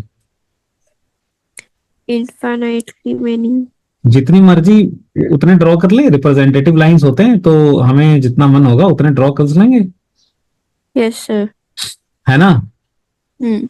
मान लो क्यू चार्ज है, आपने 8 नंबर ऑफ लाइंस ड्रॉ किए, तो इससे 8 नंबर ऑफ लाइंस इस स्फेरिकल सरफेस को पेनिट्रेट कर रहे हैं। इस स्फेरिकल सरफेस को कितने लाइंस पेनिट्रेट कर रहे हैं? आपने 8 8। लाइंस ड्रॉ किया, तो 8 n नंबर ऑफ लाइंस अगर ड्रॉ किया है आपने, 10। तो N line, ten. N lines are penetrating through this spherical surface. तो यस सेंटर पे सर। जब रखा है उसके लिए तो फ्लक्स आपने निकाल लिया है, उसकी उसके लिए फ्लक्स होता है क्यू बाई एप्सिलॉन नॉट। उसके लिए फ्लक्स क्या होता है? Q by epsilon not. और क्यू साइन के साथ, तो अगर पॉजिटिव चार्ज है तो पॉजिटिव। और मैंने एक चीज और बताया था कि अगर फ्लक्स पॉजिटिव मतलब सरफेस से, फ्लक्स पॉजिटिव मतलब फील्ड लाइंस बाहर आ रहा है सरफेस से। Yes sir. तो यहाँ पे देखो पॉजिटिव चार्ज है तो फील्ड लाइन पेनिट्रेट करके सरफेस से बाहर आ रहा है ना, हाँ जी। पॉजिटिव हो गया। अगर निगेटिव चार्ज है, तो निगेटिव चार्ज में क्या होता है? फील्ड लाइंस इंटर कर रहे होते हैं ऐसे, वॉल्यूम में इंटर कर रहे होते हैं, तो इंटर कर रहे होते हैं, तो हमने देखा था कि फील्ड लाइंस अब इंटर करेंगे वॉल्यूम में तो फ्लक्स निगेटिव होगा, तो निगेटिव चार्ज रहेगा तो minus Q by epsilon naught हो जाएगा। खैर, हम लोग उसकी बात नहीं कर रहे, फिलहाल एक पे फोकस करते हैं। मान लो पॉजिटिव चार्ज है, तो इसे N number of lines draw किया आपने, तो इसका मतलब ये हुआ अभी पॉजिटिव चार्ज से जो फील्ड लाइंस ऑरिजिनेट होते हैं वो कहां तक जाते हैं? इन्फिनिटी तक जाते हैं। कहां तक जाते हैं? इन्फिनिटी। इन्फिनिटी तक जाते हैं। तो इन्फिनिटी तक जाएंगे तो ये स्फेरिकल सरफेस को तो पेनिट्रेट करेंगे ही करेंगे। तो जो भी यस। फील्ड यहाँ से ओरिजिनेट हो रहा है वो स्फेरिकल सरफेस को तो पेनिट्रेट करेगा ही करेगा। तो यहाँ पे स्फेरिकल सरफेस को N number of lines penetrate कर रहा है, और इसके कॉरेस्पॉन्डिंग फ्लक्स हमने कैलकुलेट कर लिया है कि वो है क्यू बाई एप्सिलॉन नॉट। इसका हम्म। मतलब ये हुआ कि अगर ये स्फेरिकल सरफेस को N number of lines penetrate करेंगे तो फ्लक्स कितना होगा? Q by epsilon naught. Q by epsilon naught. अब क्या करो, आप ये चार्ज को ना, आप चार्ज को मूव करा के कहीं और कर दो। क्या करो चार्ज को, एक सेकंड, क्या करो चार्ज को मूव करा करके कहीं और कर दो। तो ये बताओ, चार्ज को अगर आपने मूव करके कहीं और रख दिया, तो क्या मूव कराने से क्या नंबर ऑफ लाइंस, आपने अगर एन नंबर ऑफ लाइंस इससे बनाए थे तो इससे अभी any number of lines originate हो रहे हैं, यस सर। चाहे ये सेंटर पे रहे या कहीं पे भी रहे। अगर क्यू चार्ज से आपने N number of lines draw किया है तो क्यू चार्ज से N number of field lines ही ओरिजिनेट हो रहे हैं, और वो जी कहां तक सर। जा रहे हैं? इनफाइनाइट तक। इनफाइनाइट तक जा रहे हैं। तो एक बात तो पक्का होगा कि भाई इनफाइनाइट तक जाएगा, तो जो भी फील्ड लाइंस यहां से ओरिजिनेट हुआ है वो सभी के सभी फील्ड लाइंस इस स्फेरिकल सरफेस को तो पेनिट्रेट करेंगे ही करेंगे। हम्म। अगर जो भी फील्ड लाइंस यहां से निकल रहा है वो इन्फिनिटी तक जा रहा है, तो एक बात तो तय है कि जो भी फील्ड लाइंस बाहर निकलेंगे वो इस स्फेरिकल सरफेस को तो पेनिट्रेट करेंगे ही करेंगे। तो ये बताओ, इस केस में भी क्या इस स्फेरिकल सरफेस को एन नंबर ऑफ लाइंस ही पेनिट्रेट कर रहे हैं? Yes sir. तो एन नंबर ऑफ लाइंस जब पेनिट्रेट करेंगे तो फ्लक्स, अभी हम लोगों ने देखा था कि flux N number of lines penetrate करता है तो flux Q by epsilon naught होता है। तो यहाँ पे भी any number of lines penetrate कर रहा है तो flux Q by epsilon not ही होगा। जी सर। ज्योमेट्रिकल मीनिंग तो यही होता है ना कि it was a measure of कि how many number of lines are penetrating through the surface. तो जब सेंटर पे रखा है तो भी स्फेरिकल सरफेस को एन नंबर ऑफ लाइंस ही पेनिट्रेट कर रहे हैं, जब कहीं और रखा है अंदर में तो भी स्फेरिकल सरफेस को एन नंबर ऑफ लाइंस ही पेनिट्रेट कर रहे हैं। तो एन लाइंस के लिए तो फ्लक्स, ज्योमेट्रिकल मीनिंग के हिसाब से तो फ्लक्स सेम ही होना चाहिए फिर तो, because same number of field lines are penetrating whether yes the sir. charge is placed at the center or whether the charge is placed anywhere else inside the sphere। Charge जो है चाहे surface ये centre पे रखा रहे या अंदर में कहीं पे भी रखा रहे, हर केस में एन नंबर ऑफ लाइंस ही तो पेनिट्रेट करेंगे स्फेरिकल सरफेस को। Yes sir. हर केस में तो फ्लक्स वही आना चाहिए, q by epsilon nought. Hmm. तो कोई कैलकुलेशन करने की जरूरत नहीं है। नहीं है, क्यू बाई एप्सिलॉन नॉट। आई बात समझ में? जी सर। और अगर निगेटिव चार्ज रहेगा तो वो N number of lines terminate हो रहे होंगे यहाँ पे आकर के, वो एन नंबर ऑफ लाइंस यहाँ स्फेरिकल सरफेस को पेनिट्रेट करके इंटर कर रहे होंगे, तो यहाँ पे flux minus mod of Q by epsilon naught हो जाएगा, जिसको आप simply Q by epsilon naught लिख सकते हो with proper sign. That means कि दैट मीन्स कि यहाँ पे भी flux Q by epsilon not ही होगा। हम्म। अच्छा, अगर मैं बोलूं कि ये चार्ज जो है ना वो स्फेरिकल सरफेस के अंदर नहीं है, यही वाला हाँ। चार्ज जो है वो आपके आकाश के बैग के अंदर रखा है, और पूरा आपने इसको चारों तरफ से चैन वैन लगा करके एकदम क्लोज कर दिया, कहीं से कोई होल नहीं। तो इस बैग से कितना फ्लक्स पास करेगा,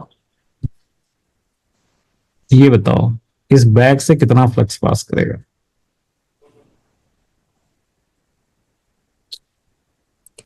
आर्बिट्ररी शेप का बैग है, इस बैग से कितना फ्लक्स पास करेगा, पूरा ये चारों तरफ से बंद है, कहीं कोई होल नहीं है, बैग के अंदर है ये चार्ज, इस बैग से कितना फ्लक्स पास करेगा। कितना फ्लक्स पास करेगा? हम्म। एन नंबर ऑफ लाइन ही पास करेंगी।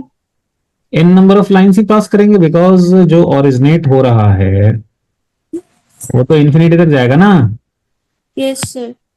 तो इन्फिनिटी तक जाएगा तो N number of lines originate हो रहे हैं, तो सभी के सभी तो बैग को, अगर होल नहीं है तो वो बैग के सरफेस को तो पेनिट्रेट करेंगी।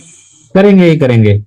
तो यहाँ पे भी बैग के सरफेस को कितने नंबर ऑफ लाइंस पेनिट्रेट कर रहे हैं, एन नंबर ऑफ लाइन्स। और एन नंबर ऑफ लाइंस के कॉरेस्पॉन्डिंग तो हमने फ्लक्स देखा है, क्यू बाई एप्सिलॉन नॉट ही होता है। Epsilon not. तो यहाँ पे भी फ्लक्स क्या होगा, Q by epsilon naught. Q by epsilon not ही होगा। अच्छा, निगेटिव चार्ज रखा रहेगा तो minus Q by epsilon not. Negative charge रखा रहेगा तो वही Q by epsilon not he, but वो साइन के साथ लेंगे, है ना। हम्म। यहाँ पे वो फील्ड लाइंस जो हैं वो सरफेस से इंटर कर रहे हैं, इसीलिए वो फ्लक्स निगेटिव आया है। आ रही है बात समझ में। Yes sir.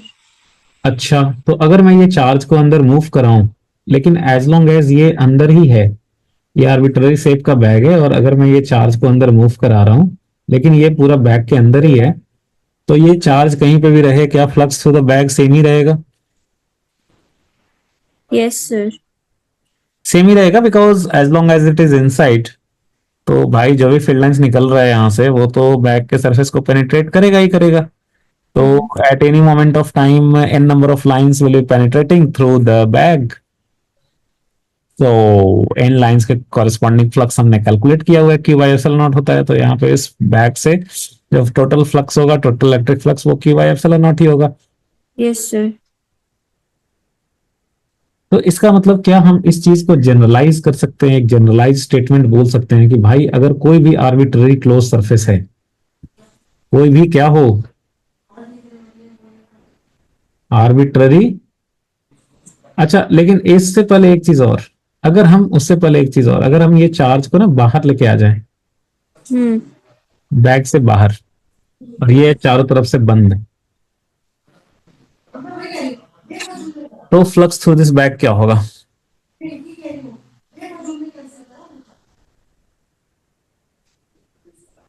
हम्म। चार्ज बाहर है। बाहर। हम्म।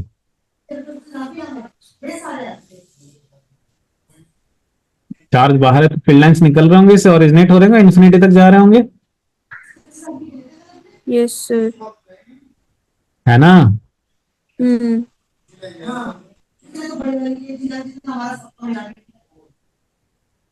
बोलो। तो बाहर निकल रहे हैं तो इन्फिनिटी तक जा रहे होंगे, ठीक है। हम्म। मैं एक काम करता हूँ, कुछ और भी लाइंस दिखा देता हूँ, लेकिन लेफ्ट साइड का तो कोई काम है नहीं, तो मैं सिर्फ एक ही साइड का दिखा रहा हूँ, मतलब वैसे तो सभी डायरेक्शन में यूनिफॉर्मली निकल रहे हैं इससे लाइंस, लेकिन मुझे काम सिर्फ बैक का है, तो मैं सिर्फ इधर ड्रॉ कर रहा हूँ। ये अंडरस्टूड है कि भाई सिमेट्रिकली इधर भी जा रहा होगा लाइंस, बट हमें उसका काम नहीं है तो हम उधर नहीं दिखा रहे हैं, ठीक है। ठीक है चुनमुन। Yes sir. और ये जो भी लाइंस निकल रहे हैं वो कहाँ तक जा रहे हैं, इन्फिनिटी। इंफिनिटी तक जा रहे हैं। अब एक बात बताओ, यहाँ पे दो तरह की चीजें हो रही हैं, एक जैसे इधर जब फील्ड लाइंस इंटर कर रहा है, तो देखो, अच्छा ये बताओ, एरिया वेक्टर किधर होता है, perpendicular to the surface and away from the volume. Hmm. Area vector किधर होता है, perpendicular to surface. And away from the volume. तो देखो जब भी फील्ड लाइंस इंटर कर रहा है ना, तो आप देखोगे कि एंगल बिटवीन ई और डीएस जो है वो ऑप्टिक्स बन रहा है। ऑप्टिक्स मतलब ग्रेटर देन 90। Yes sir. तो आप ये लिख लोगे कि when ever field lines, note करके लिख लोगे आप, वेरी वेरी इंपॉर्टेंट, कि when ever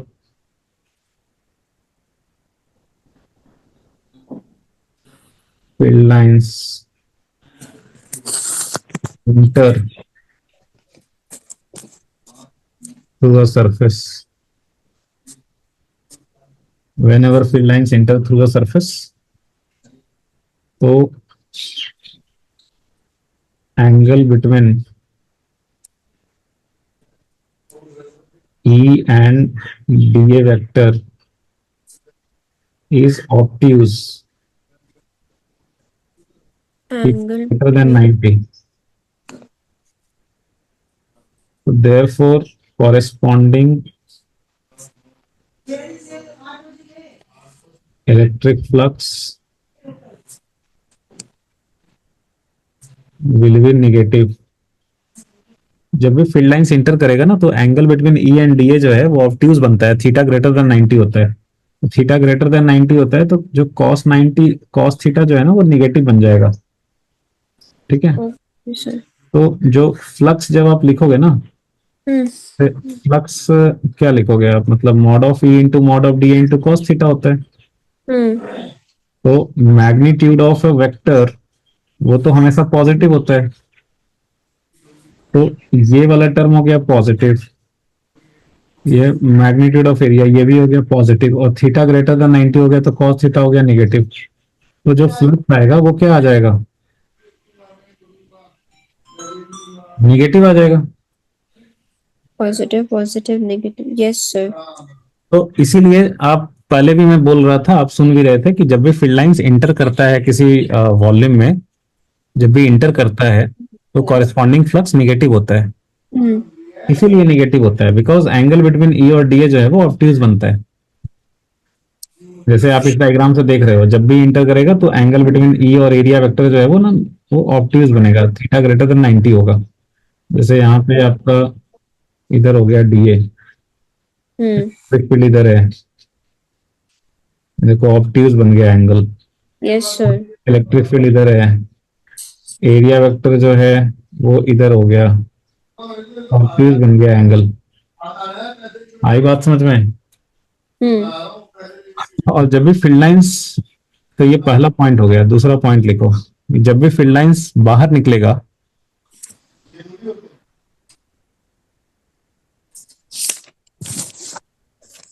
were field lines come out to a volume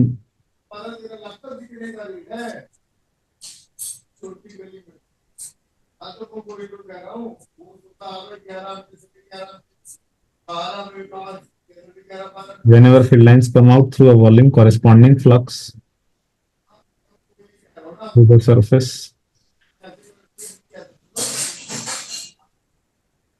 is corresponding flux नहीं, एंगल के बारे में हम लोग लिखेंगे ना पहले, whenever field lines come out through a volume, तो एंगल बिटवीन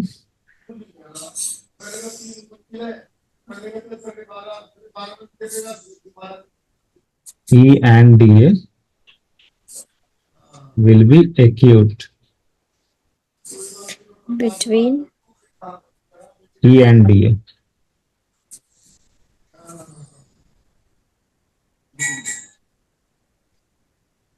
कॉरेस्पॉन्डिंग जो फ्लक्स होगा ना,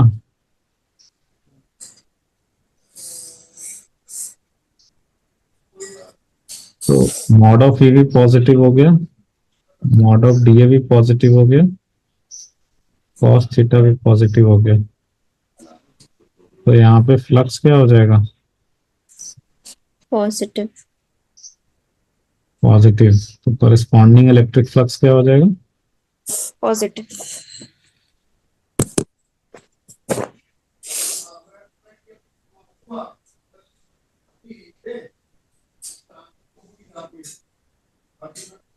देखो ये एंगल ना बन रहा है यहाँ पे less than 90, you can see. तो एरिया वेक्टर यहाँ पे इधर है, थीटा है लेस देन 90। Yes sir. देखो less than 90,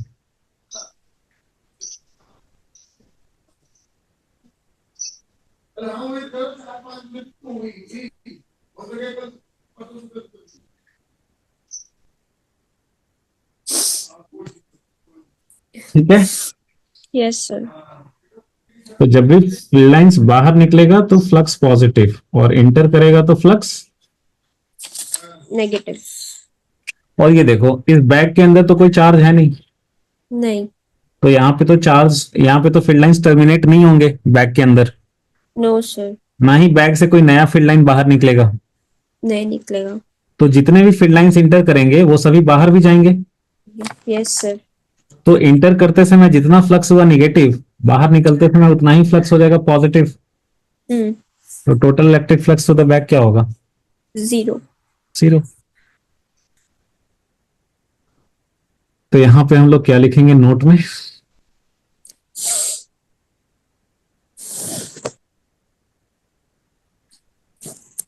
when there is no charge inside the arbitrary closed surface,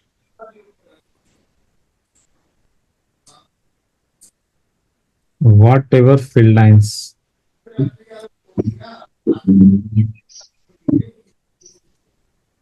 enter through the surface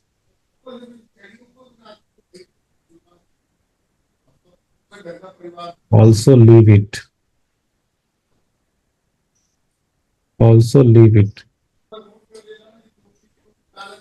So total electric flux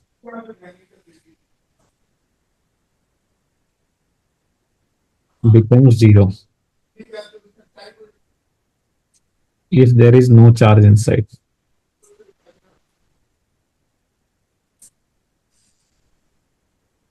मैं लिख सकता हूँ if there is no charge enclosed, if there is no charge enclosed by the surface. ठीक है चुनमुन। Yes sir. तो अंदर में फ्लक्स, अंदर में चार्ज रहेगा तो फ्लक्स लेंगे क्यू बाई एप्सिलॉन नॉट, और बाहर में रहेगा तो जीरो। और इसी से बनता है गॉस लॉ का स्टेटमेंट। तो अब हम लोग गॉस लॉ देखेंगे। गॉस लॉ ये कहता है कि टोटल इलेक्ट्रिक फ्लक्स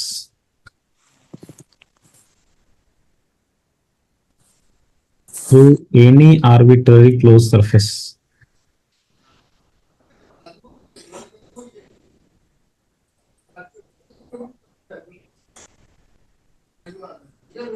क्लोज होना चाहिए, लेकिन होल रहेगा तब तो फिर वो लीक होके निकल जाएगा बाहर। बंद होना चाहिए चारों तरफ से, कहीं कोई होल नहीं, कहीं कोई लीकेज नहीं।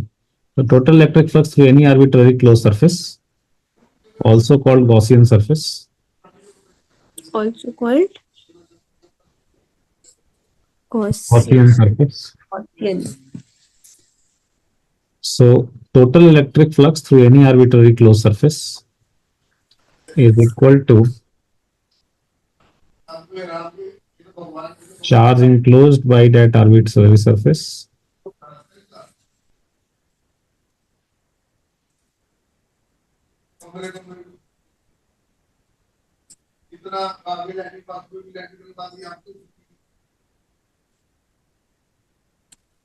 charge enclosed,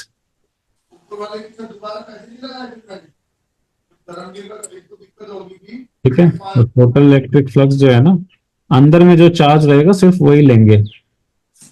अंदर में अगर कोई चार्ज है तो वही लेंगे, साइन के साथ लेंगे। जितने अगर ज्यादा चार्जेस हैं सबको ले लेंगे विथ प्रॉपर साइन।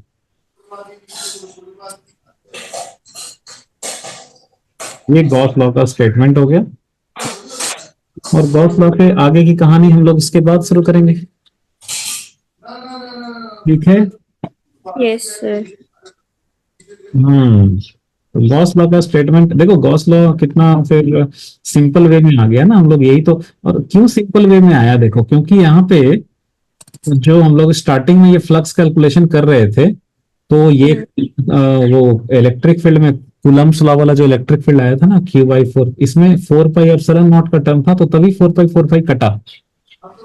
याद है यस कूलम्ब्स लॉ में हमने चर्चा किया था कि अगर वो उसको कांस्टेंट को अगर के ही रहने दें, 1/4 पाई एप्सिलॉन नॉट नहीं लिखें, तो ये बताइए अगर वहां पे के ही रह जाता, तो तब तो यहाँ पे 4 पाई का टर्म आ जाता यहाँ पे। Yes sir.